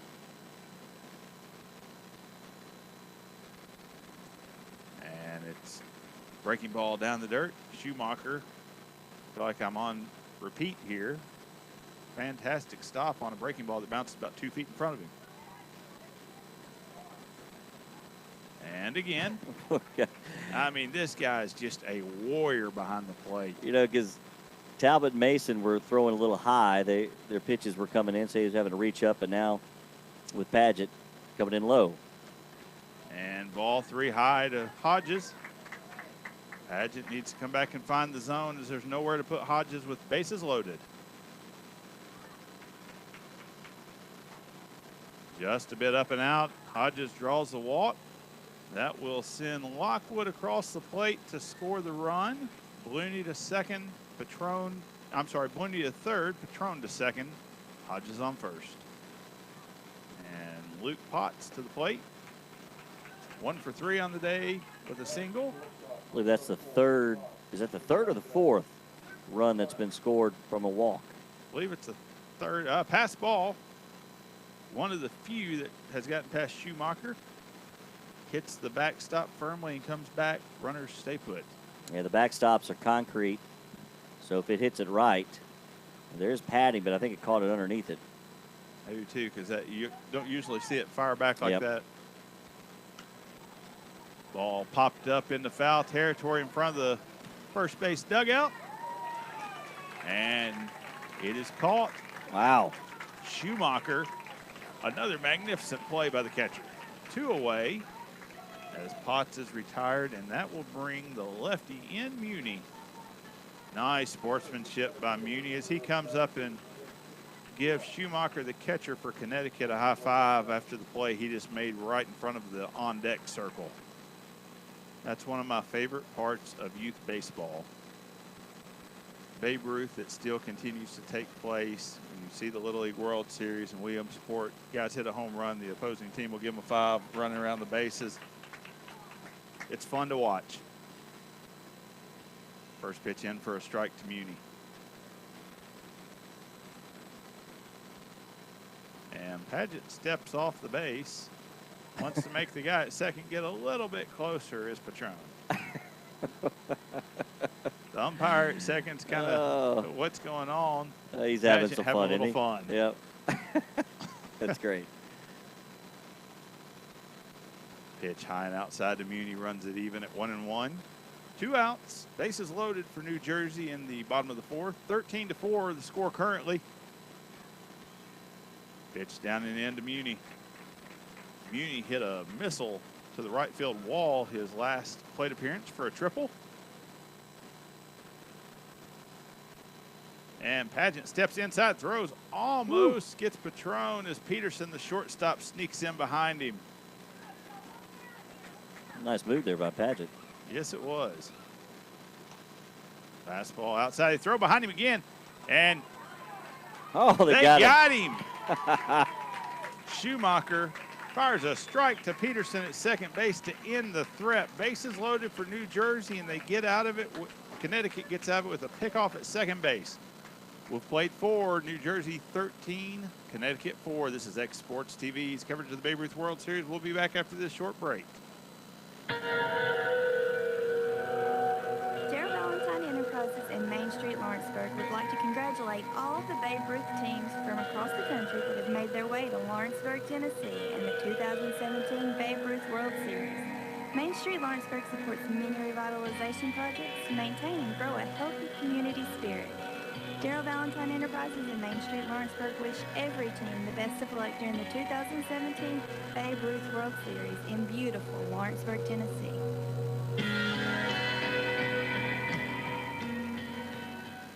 This is the 2017 Babe Ruth World Series on the X Sports Radio Network.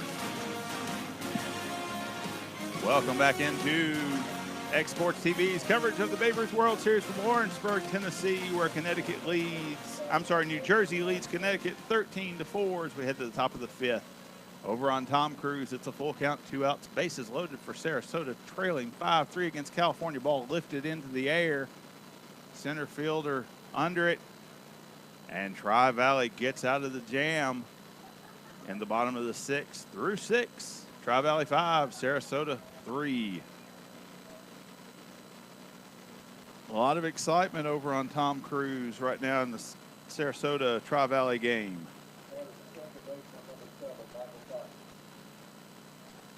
Michael Cotton will lead it off for Connecticut. 1 for 1 on the day with a single. So your buddy Jason Weaver just passed around to the other side. Mac Brown Photographers doing a nice job of capturing all the action here at the Babe Ruth World Series as they did 2 years ago. Eisenberg returns to the mound for New Jersey. Currently at 76 pitches, so he's probably going to go the full 95 today. 1-1 to count on Cotton. Yeah, once you pass that threshold, might as well stay in there. And breaking ball bounces just in front of the plate. 2-1 to Cotton. For New Jersey today, it is 13 runs on 13 hits with 1 error. Connecticut, 4 runs on 6 hits, 1 error. Pitches just down and out. 3-1. Eisenberg falls behind Cotton, the lefty.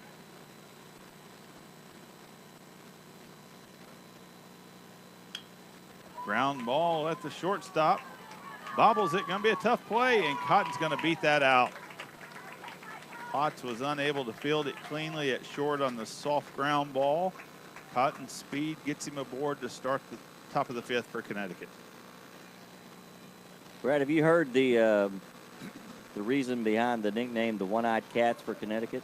I have no idea on that one. If you're watching on the live chat, give us a little history on that. I did. Where'd that come from? I that just is saw written somebody on the lineup card. Yeah, I just saw and someone with a shirt, the One-Eyed Cats. We've seen that. And Bismarck, they're called the Capitals. Nicknames you don't see a whole lot in Babe Ruth All-Stars. It's fun, though. I would love to know the story on that one. One-Eyed Cats. Someone fill us in. Dan Mason at the plate, the lefty, behind 0-1. Lifted into center field. Muni calls it, rings it in for the first out.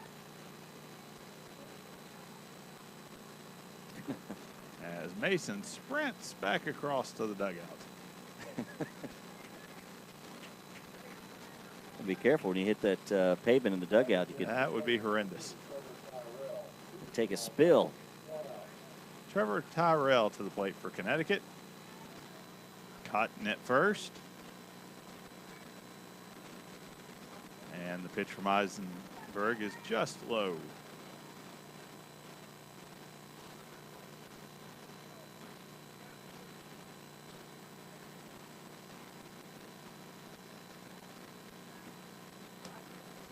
Pitch outside, runs it to 2-0 as Eisenberg falls behind Tyrell. Trevor Tyrell 0 for 1 on the day. Reached base on his other at bat with a walk. And it's in there for a strike. Peterson stands on deck.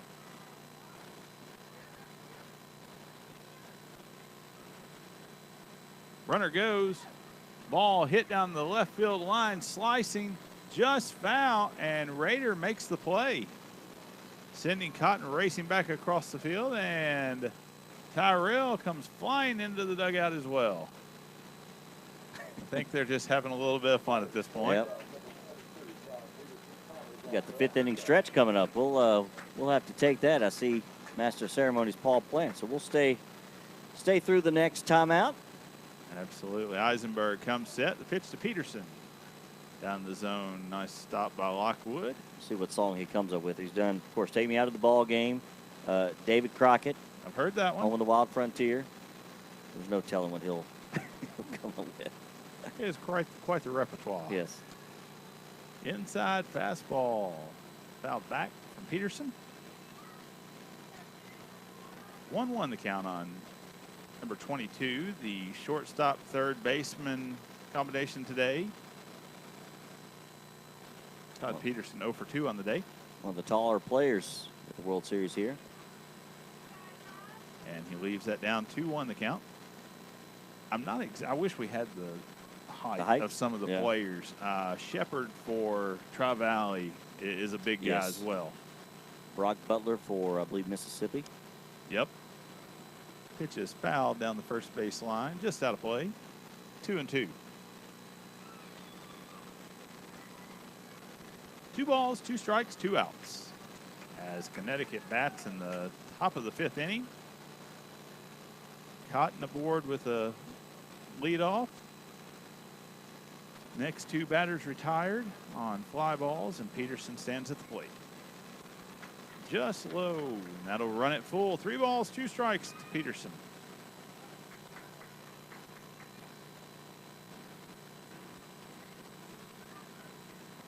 Eisenberg looks in, gets the sign, comes set. Runner goes. Pitch off the plate, that's going to be ball 4. 2 runners aboard for Newtown, Connecticut. Cotton and Peterson at second and first, respectively. And we're going to have a visit from manager Sean Blooney of West Windsor-Plainsboro, New Jersey. Coming out to talk to Eisenberg. Eisenberg is at 92 pitches.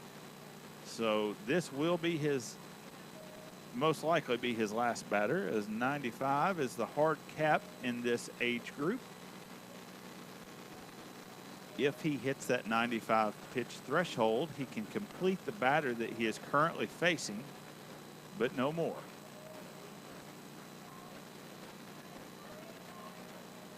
As we look over on the other field, Tri-Valley, California, batting in the top of the 7th with a 5-3 lead.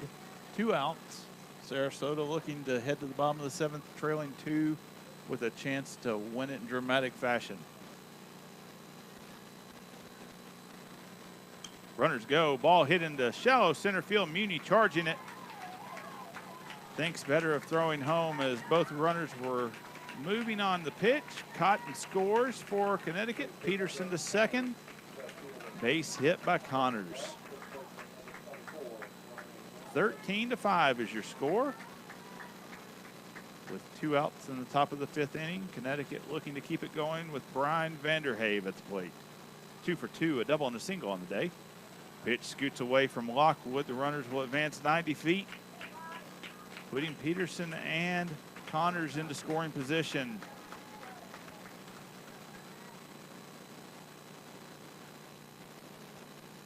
This will be Eisenberg's last batter as he is 94 pitches.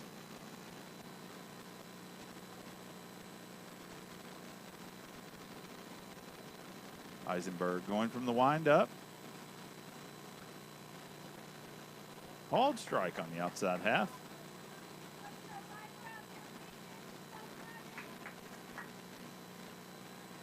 Vanderhave steps back in, toes the plate, gets ready as Eisenberg winds up. Just off the outside part of the plate, 2-1.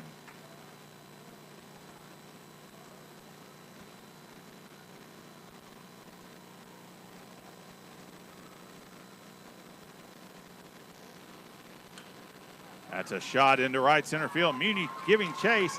It's going to get down and past him. 2 runs are going to score. Peterson and Connor score. Vanderhave into second with a stand-up double. And just like that, it's 13-7. New Jersey leads Connecticut, and we're going to have a pitching change coming up.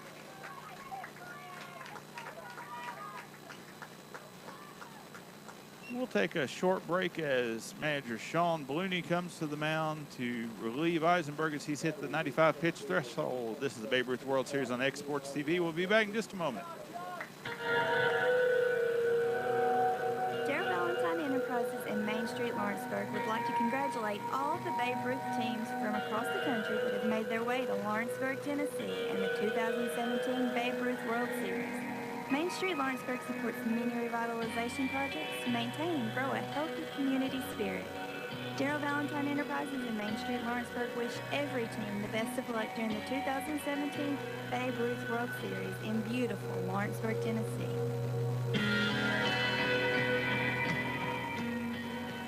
This is the 2017 Babe Ruth World Series on the X Sports Radio Network.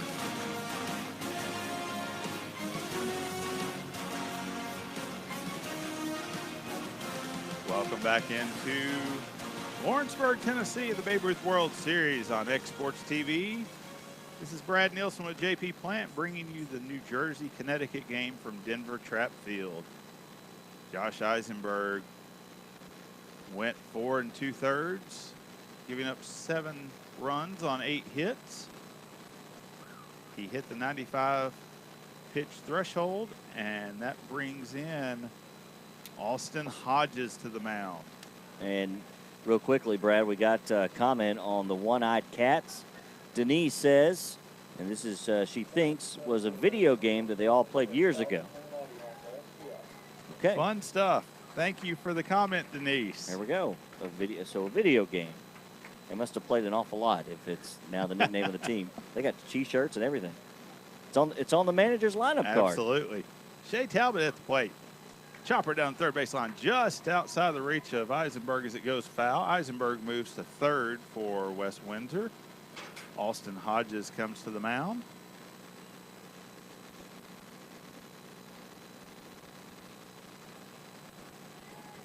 Brian Vanderhave stands at second base after a double that scored 2 outs, top of the 5th.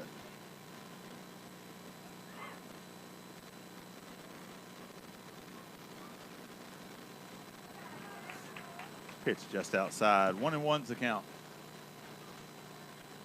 And there is a 0 in the top half of the 7th inning. So it is now Sarasota's opportunity to come back and see what they can do. Ball lifted down the first base line. Foul territory just outside of the reach of Durbin and Hodges giving chase. Tri-Valley leads 5-3 as they head to the bottom of the 7th over Sarasota, Florida.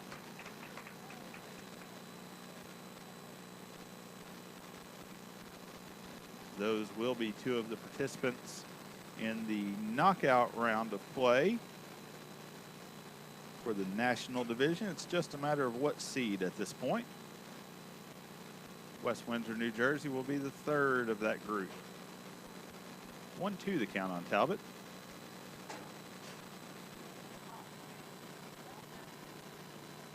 pitch from Hodges. Just a bit outside, 2-2. Evens the count. And Jack says it's the name of a game they would play at the end of practice. There's the one-eyed cats. Okay. Thank you, Jack. We need to find out what that game is. Then. Yeah. The pitch in there, swing and a miss by Talbot.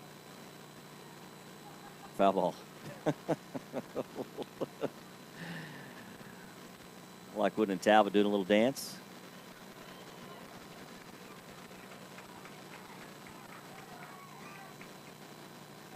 Foul ball. All right. It appeared from our vantage point that Lockwood caught it, which would have been the third strike regardless. And pitches up.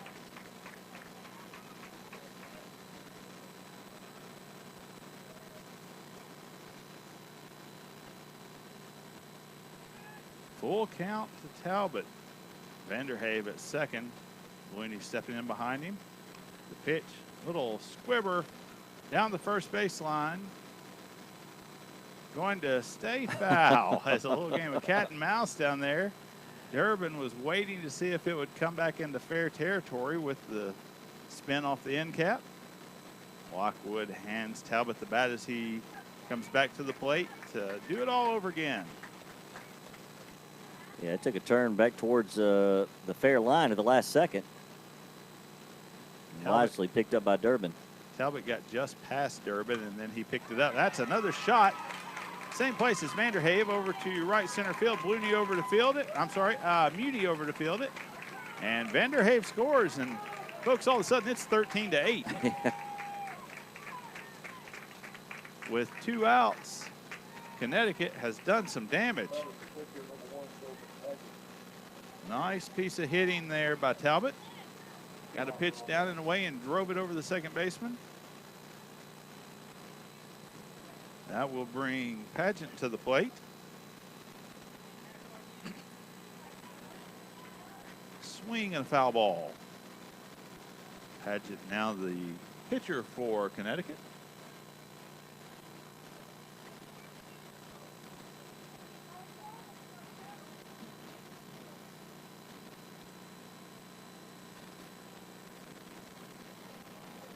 Breaking ball, froze him.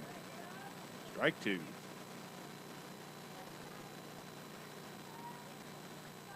Oh, 2 count. Talbot will take his lead as Hodges looks in for the call from his catcher Lockwood. He steps off as he did not like the sequence. Wipes the sweat from his face, comes back onto the rubber. And he's got the pitch and he's set. High breaking ball chopped over the backstop, foul. I think Lockwood and Hodges got crossed up as they're kind of giving each other the what was that sign and laughing about it. No harm as it was fouled out of play.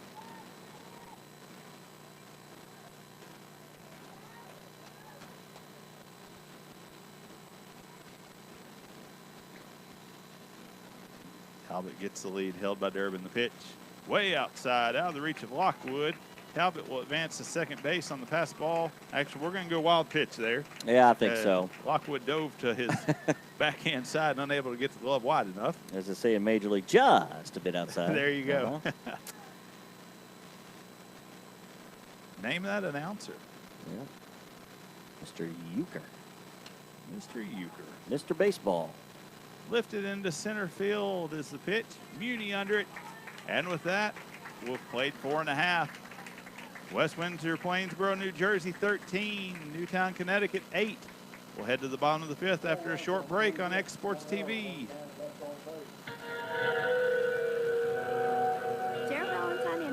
In Main Street, Lawrenceburg would like to congratulate all of the Babe Ruth teams from across the country that have made their way to Lawrenceburg, Tennessee in the 2017 Babe Ruth World Series. Main Street Lawrenceburg supports many revitalization projects to maintain and grow a healthy community spirit.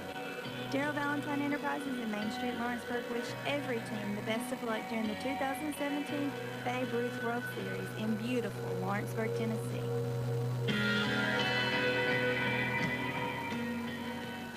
This is the 2017 Babe Ruth World Series on the X Sports Radio Network. Welcome back into Denver Track Field, where Mr. Paul Plant is entertaining the crowd tonight. We're going to throw it out to him and let you take part in this activity with the rest of the crowd.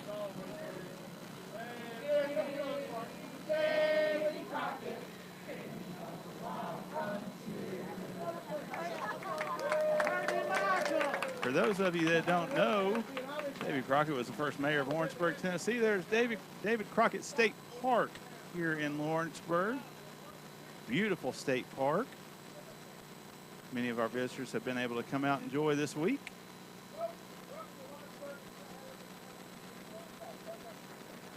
As we head to the bottom of the 5th inning, Mr. Paul Plant, thank you so much for entertainment. That's been his line all week long. If you're not having fun, it's your own fault. You gotta love Mr. Paul. Oh boy. 13-8's the score as we head to the bottom of the 5th. New Jersey leading. And on the other field, it has gone final. Tri-Valley, California 5, Sarasota, Florida 3. So that puts Tri-Valley at 4-0 through pool play. Sarasota falls to 2-2 with losses to California and West Windsor-Plainsboro, New Jersey, which that should lock it up, as New Jersey would have the head-to-head regardless of the outcome. Even if they lose tonight, they would have the head-to-head with similar 2-2 records. So Tri-Valley will be your number 1 seed. West Windsor-Plainsboro, New Jersey will be your 2 seed, and Sarasota will be your 3 seed in the national division as we head to knockout play tomorrow. All right. So one piece of the puzzle is solved. Still a lot of fireworks to take place tonight in that other half of the bracket, as 3 teams are vying for 2 spots. Ian Muni at the plate, 1-1 the count to the center fielder. And they're all playing too. 2 of them playing each other. 1 of them playing the host Lawrenceburg, that is 3-0 through pool play. They will be the number 1 seed coming out of the American. Actually, we got 4 teams that are vying for 2 spots. I apologize, 4 teams. That is correct. I apologize. And the breaking ball freezes Muni. Strikeout for Pageant. Janesville, Wisconsin comes in 2-2. They're off tonight, but they still have a chance to make it. The other 3 teams, Mississippi, Washington, and North Dakota, all 1-2 entering their final game of pool play tonight. North Dakota and Mississippi will take on each other, so one of those 2 will move to 2 wins, giving us at minimum 2 teams with 2 wins. And Washington will be playing the host Lawrenceburg, looking to get into the mix as well if they can knock off the 3-0 Lawrenceburg team. So everybody's in play in the American division. Eisenberg checks his swing, called strike. 2 balls, 1 strike on Josh Eisenberg, currently the 3rd baseman for New Jersey.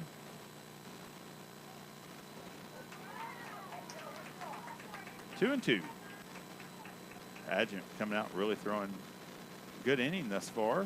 Retired Muni on a strikeout. Nice 3rd pitch breaking ball to him. Eisenberg chops a breaking ball off of his left foot.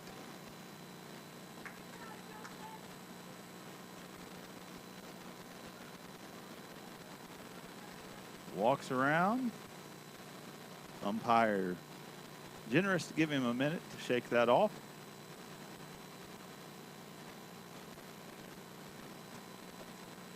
Pageant looks in, gets the call. The 2-2 pitch. Nice sharp breaking ball, misses just down and away, running the count full.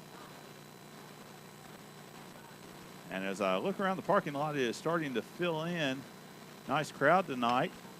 Shot to left field. It's going to burn the left fielder over his head all the way to the wall. Eisenberg headed to second, rounding, and his head's down. He's headed to third. The cutoff by Peterson. He's going to hold on to it. That's going to be a 1-out triple for Josh Eisenberg. That ball is an absolute missile off the bat. Gavin Connors in the left hesitated momentarily, trying to get a beat on his right at him. And by the time he took off, it was past him.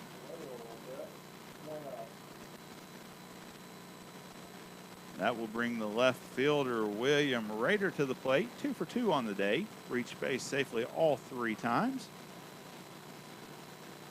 Scored twice. Pitch up and away. Eisenberg trying to score on the pass ball. And he's going to be safe as Schumacher tried to fire it to Pageant just wide of his reach. With that, New Jersey extends its lead 14-8. 1 ball, no strikes, 1 out as Pageant rubs down a new baseball. Rader steps in, getting ready for the pitch.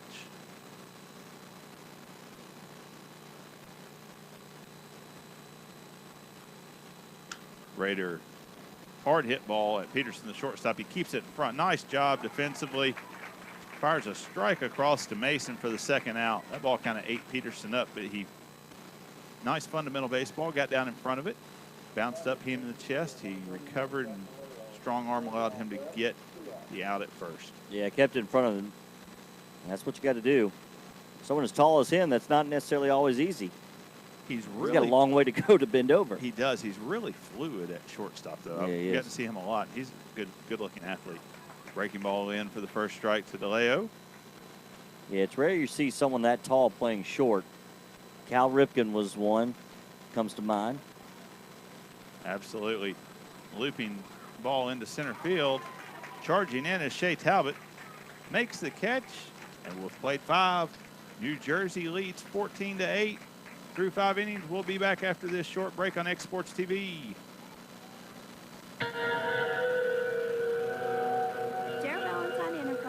Main Street, Lawrenceburg would like to congratulate all of the Babe Ruth teams from across the country that have made their way to Lawrenceburg, Tennessee in the 2017 Babe Ruth World Series.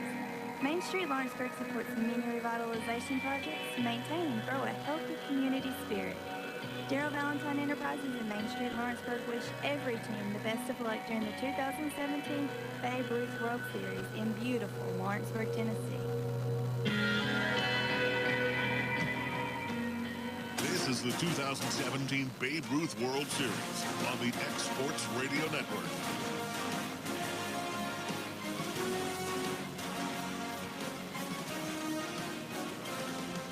Welcome back to the 2017 Babe Ruth World Series in Lawrenceburg, Tennessee. J.P. Plant, Brad Nielsen with you.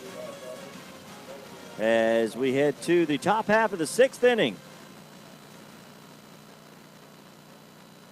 Your score, New Jersey 14, Connecticut 8. 8 runs, 9 hits, 2 errors for Connecticut. 14 runs, 14 hits, 2 errors for New Jersey. Tri-Valley, California defeated Florida earlier this evening on Tom Cruise Field 5-3. So that puts Tri-Valley, California as the 1 seed as they went undefeated 4-0. And that will put West Windsor-Plainsboro, New Jersey as the number 2 seed, regardless of what happens here. They are 2-1 heading into tonight. And Sarasota, Florida, with that loss, puts them at 2-2. New Jersey holds the head-to-head edge on Florida. So even if New Jersey loses, they will still be the 2 seed to win. Obviously, they'll be the 2 outright. So our seeding has been determined in the National Division. California, New Jersey, and Florida. And the first pitch from Hodges to the hitter Schumacher is in there for a strike. Count even at 1-1.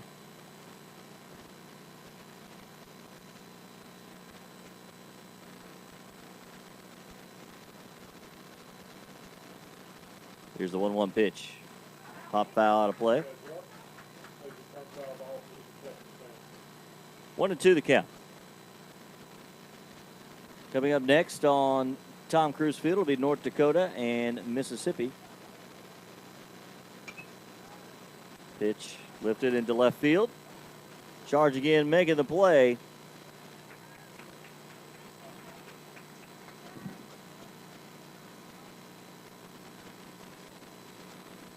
For New Jersey is Judd Patrone, who is now out in left field. Nice play by Patrone.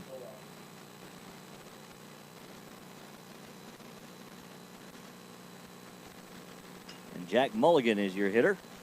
And he lifts one into deep right center field. But back to get the play is Durbin. The second out of the inning. A couple of good hit balls by Connecticut, but right to the outfielders. And there are two gone here in the top of the sixth. For Newtown, Connecticut, they trail New Jersey 14-8. Host team from Lawrenceburg will play next on this field. Denver Trap taking on Camas Washougal, Washington, rather. Camas Washougal, Washington, the Pacific Northwest champs. That bunt is fouled away. And the count is 0-1. 2 outs, nobody on base for Connecticut.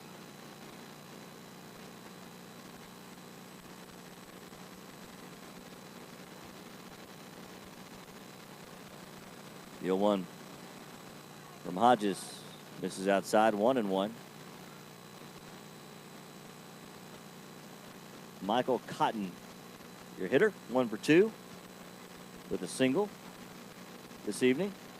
There's a soft liner and caught. Luke Potts jumps up with a little hop for the third out of the inning. 1-2-3 goes Connecticut in the sixth. We head to the bottom half of the inning. Still 14-8 New Jersey over Newtown, Connecticut. This is the 2017 Babe Ruth World Series live on X Sports TV.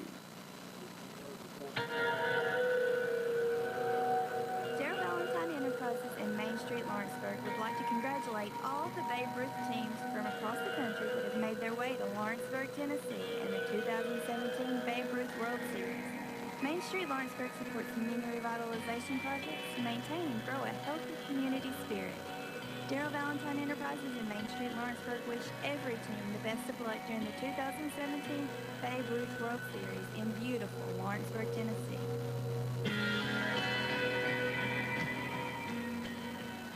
This is the 2017 Babe Ruth World Series on the X Sports Radio Network.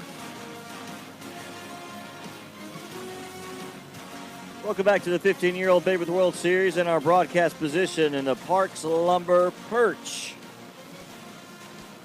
Final day of pool play.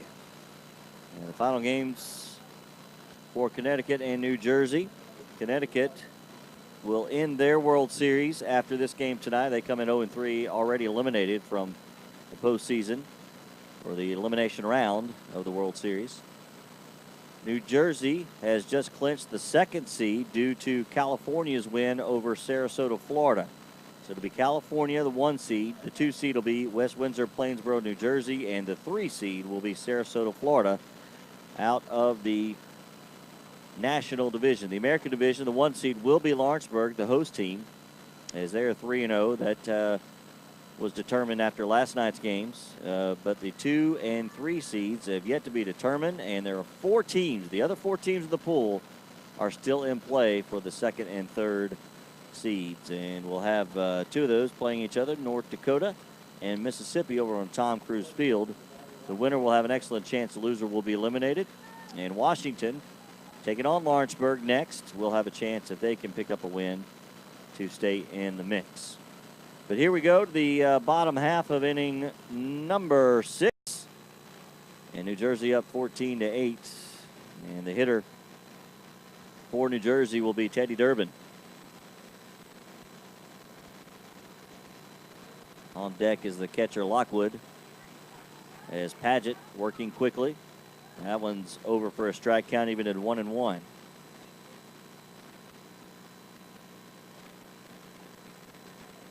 Outside edge for a strike, 1-2. Stand starting to fill up a little bit. Anticipation of the nightcap here. Just a bit inside to Durbin. 2-2 the count.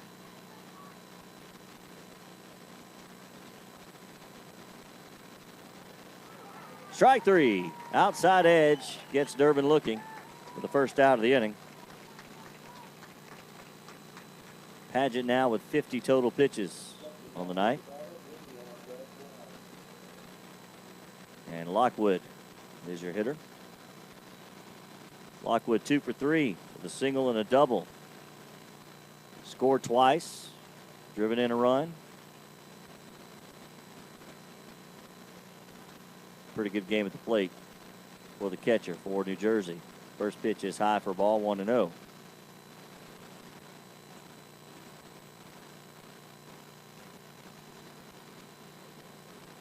That one misses. 2-0.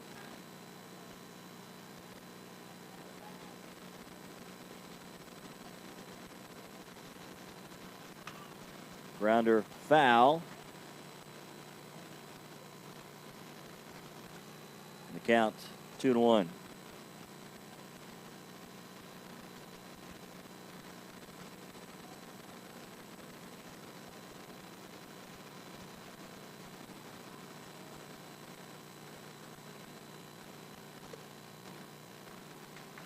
That one misses. 3-1.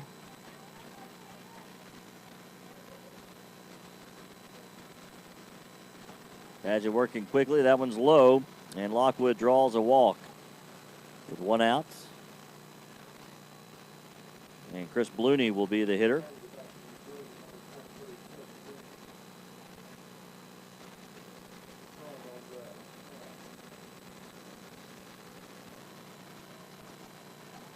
Blooney with a couple of walks and a strikeout, 0 for 1 today. Takes a strike to the outside edge. 0-1 the count. 1 out in the inning, runner at first. 14-8, New Jersey up on Connecticut. We're in the 6th. There's a ground to the left side, gets through for a single. So Blooney with his first hit of the ball game. Puts runners at first and second with 1 out.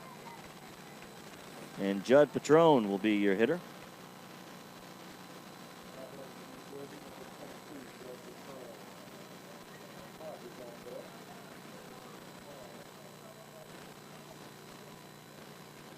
First pitch is high. 1-0.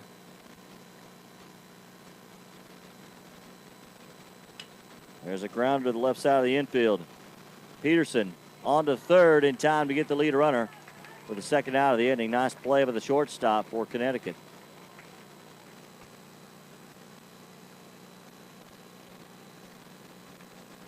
Two outs in the inning. Runner still at first and second for New Jersey. They lead at 14-8. Top of the order for West Windsor-Plainsboro. And Austin Hodges has had an awfully nice outing at the plate. Takes a strike. 0-1 the count.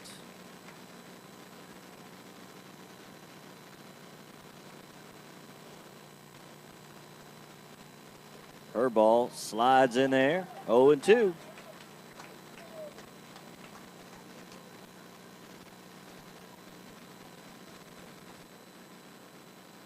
Working quickly is Paget, the 0-2. Swing and a miss, and Shoemaker picks it up and a strikeout to end the inning. So New Jersey leaves 2 more runners stranded. We head to the 7th inning. Your score, New Jersey 14, Connecticut 8. This is the 2017 Babe Ruth World Series live on X Sports TV. Back after this.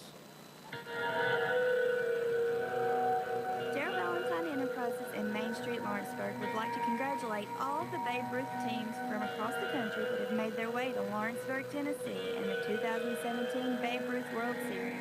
Main Street Lawrenceburg supports many revitalization projects to maintain and grow a healthy community spirit. Daryl Valentine Enterprises and Main Street Lawrenceburg wish every team the best of luck during the 2017 Babe Ruth World Series in beautiful Lawrenceburg, Tennessee.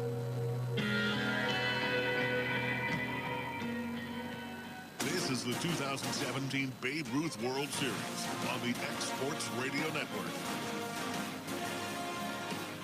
The announcer's wardrobe has been provided by HD Inc. For all your screen printing and embroidery needs, give owner Phil Hooper a call at 931-201-2961 or email him at hdinc2010@gmail.com. HD Inc., the official apparel provider of the X Sports Radio Network. Appreciate our buddy, Mr. Phil Hooper, taking care of us at X Sports Radio. Some new digs. Just in time with the World Series, high school football season getting underway this Friday night. The very next day after, we will crown a Babe Ruth World Series championship on Thursday. Last chance for Newtown, Connecticut. They trail 14-8 here in the top of the 7th. Austin Hodges back out for New Jersey on the mound.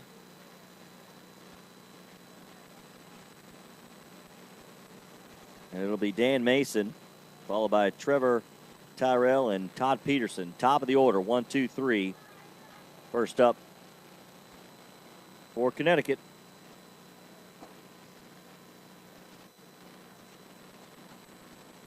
First pitch fouled away, 0-1 the count.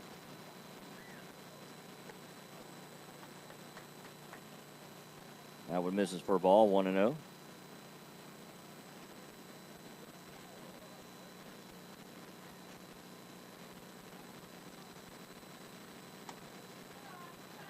Little outside, 2-1. Mason today, 1 for 3 with a single.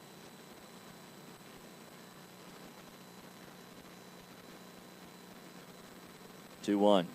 Swing and a miss. Count even at 2-2. Just moments away from the start of North Dakota and Mississippi. Both teams 1 and 2 in pool play. Both still vying for the second or third seed. That one's thrown behind Mason, and it's full 3-2.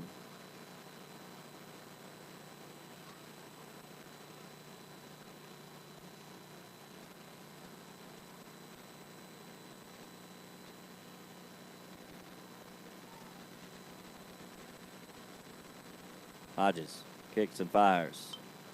Popped up to left field. Coming in is Padron in foul territory. Makes the play. Long way to go. Loses his hat in the process, but makes the out. First one of the inning. And New Jersey now just 2 outs away from securing the win. They have already secured the 2 seed out of the National Division. So just playing out the string here.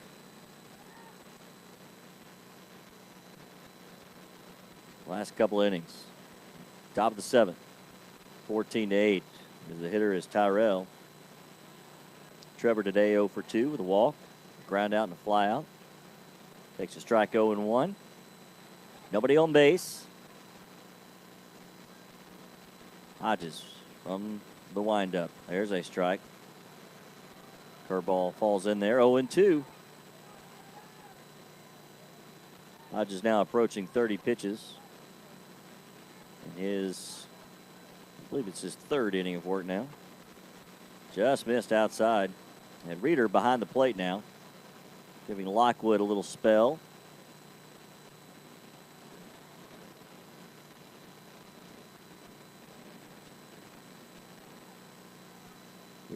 Well-deserved rest for Lockwood. That pitch misses low, 2-2. So mentioned earlier, New Jersey, they didn't play their first game until Saturday after they were off on Thursday. Friday got rained out. So they played 4 games in about 52 hours or so. There's a ball driven into right field.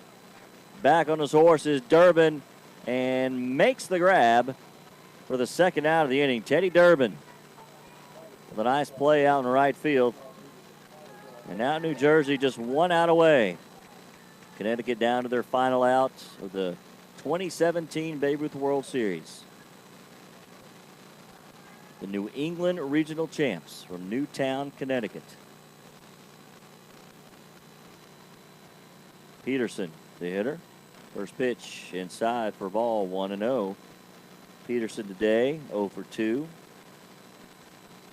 Grounded out, struck out. Has reached base. Walk. He has scored a run. There's a looper and up the middle. Long play and unable to make a throw from second base.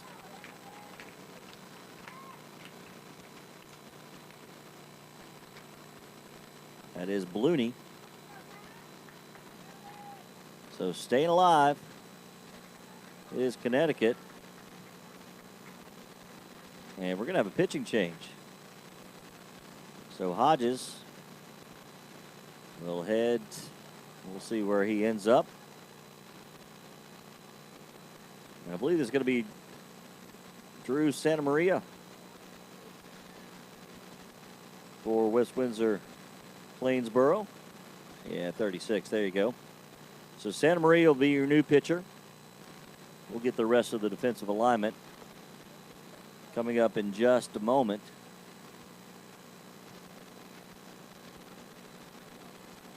Get you updated on the division standings.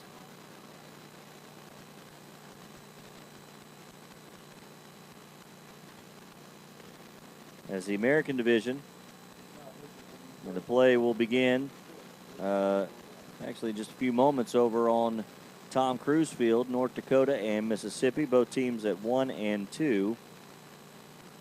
Lawrenceburg, the host team, leads the division at 3-0. They play after this one on Denver Trap against Camas Washougal, Washington. Washington at 1 and 2. So 3 teams at 1 and 2, and you got Janesville, Wisconsin at 2 and 2. Lawrenceburg has already declared the 1 seed, and they will have the bye and will play in the semis on Wednesday. The other 4 teams in the division will be playing for 2 spots, the 2 and the 3 seed. So we'll see what plays out later tonight. Hodges made his way to left field. Lockwood is over at first.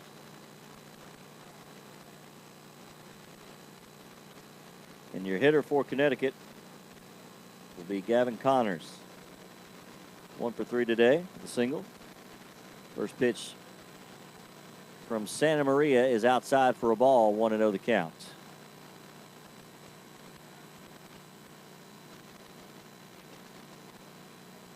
The 1-0. Swing and a miss, off-speed pitch.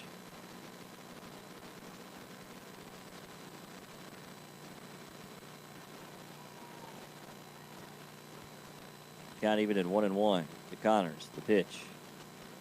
Same thing. And it's now 1-2. Connecticut down to their final out. They trail 14-8 here in the top of the 7th. The pitch. There goes the runner. Swing and a miss. And Santa Maria comes in to close out the game for New Jersey as they defeat Newtown, Connecticut 14-8.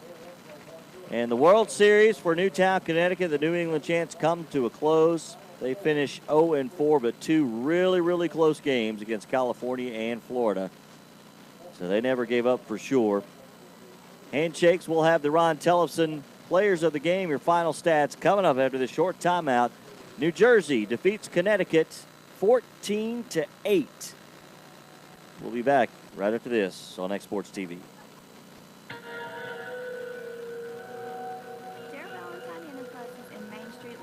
Would like to congratulate all of the Babe Ruth teams from across the country that have made their way to Lawrenceburg, Tennessee in the 2017 Babe Ruth World Series. Main Street Lawrenceburg supports many revitalization projects to maintain and grow a healthy community spirit. Daryl Valentine Enterprises and Main Street Lawrenceburg wish every team the best of luck during the 2017 Babe Ruth World Series in beautiful Lawrenceburg, Tennessee.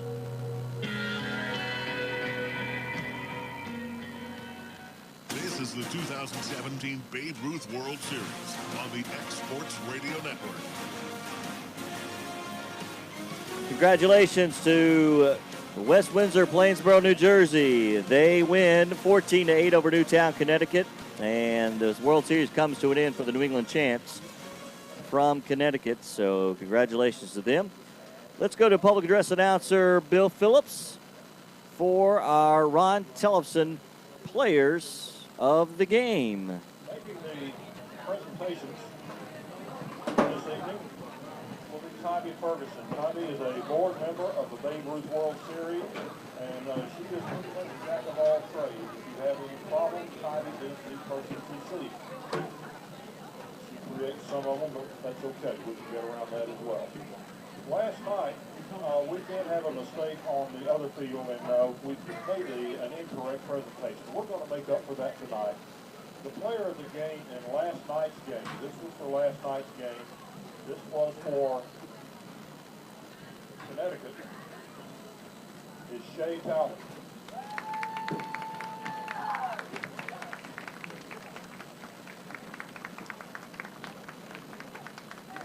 Congratulations, Shea. We apologize for the error last evening. And now for this evening's game. Player of the game for Connecticut is Brian Vanderheide.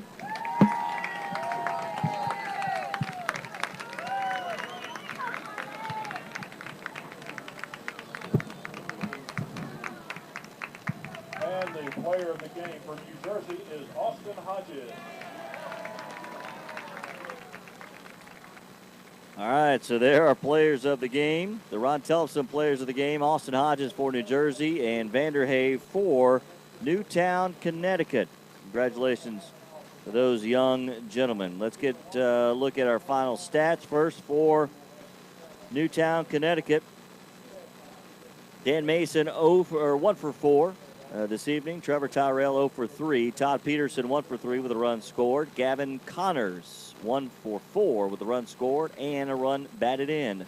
Brian Vanderhave, the Ron Tellefson player of the game, and rightfully so, 3 for 3 with 2 runs scored and 2 RBI. Shea Talbot 1 for 2 with a run scored and an RBI. Joseph Paget 0 for 1 this evening. James Schumacher 0 for 2 with an RBI. Patrick Hurley 1 for 3 with a run scored and an RBI. Michael Cotton 1 for 3 with a run scored and an RBI. And Mark Leonardi 1 for 1 with a run scored and an RBI. For West Windsor, Plainsboro, New Jersey, Austin Hodges 3 for 4 with a run scored. 1 for 4 for Luke Potts with a run scored and an RBI. Hodges, by the way, 3 RBI tonight. Ian Muni, 2 for 4 with a run scored. Also 3 runs batted in. Josh Eisenberg, 1 for 2 with 2 runs scored. 2 for 3 for Will Reeder and 2 runs scored. 1 for 3 with 2 runs scored for Jack DeLeo. Teddy Durbin, 1 for 3, 2 runs scored, 2 runs batted in. Justin Lockwood, 2 for 3, 2 runs scored and an RBI. Chris Ballooney, 1 for 2 with an RBI. Judd Patrone, 1 for 2. And 0 for 1 for Santa Maria with a run scored. And the winner tonight on the mound is Josh Eisenberg, as he went 4 2/3 inning, gave up 8 hits, 7 runs, 5 were earned, walked 3, and struck out 2. So congratulations once again to West Windsor, Plainsboro, New Jersey, as they win tonight 14-8 over Newtown, Connecticut. So the standings are complete for the American Division. The National Division at the Babe Ruth World Series. We'll see if I can get this updated here for you.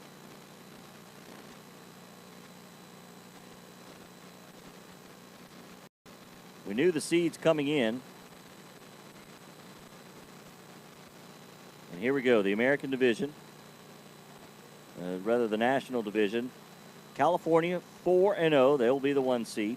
The 2 seed will be New Jersey, as they finished 3-1. The 3 seed will be Sarasota, Florida. They finished 2-2. Connecticut finishes 0-4, and Marshall County, Tennessee, the East Tennessee champs, finish 1-3. Coming up, we'll have Lawrenceburg, Tennessee, the host, versus Washington here at Denver Trap, and North Dakota and Mississippi. I believe just about to throw out their first pitch over on Tom Cruise Field. That game available as Cam Ashburn, Brad Nielsen, and Corey Rochelle will have the call for that one. Stanley Wilson will join me for our Game 2 tonight. Quick look at the American Division before we sign off and take a break. Lawrenceburg, Tennessee, the host, leading 3 wins and no losses. They are the 1 seed. They have already qualified for that. Everyone else vying for 2 spots. Janesville, Wisconsin, their pool play is complete. They finished 2-2. The runs against 31. And then you've got 3 teams at 1-2. Meridian, Mississippi. Also Bismarck, North Dakota, and Camas, Washougal, Washington. And the runs against Mississippi 26. For North Dakota 17, and for Washington 15. And that could become part of the tiebreaker. We'll have to see how things play out tonight, and that will come up in just a little bit. All right, thanks for tuning in to Exports TV's coverage of the 2017 15-year-old Babe Ruth World Series, where your final score is New Jersey 14, Connecticut 8. For Brad Nielsen and Bryant Gobble, I am J.P. Plants, reminding you to join us for Lawrenceburg and Washington coming up next here at Denver Trap Field on your home for the Babe Ruth World Series, X Sports TV. Until then, so long for now from Denver Trap Field and the Babe Ruth World Series.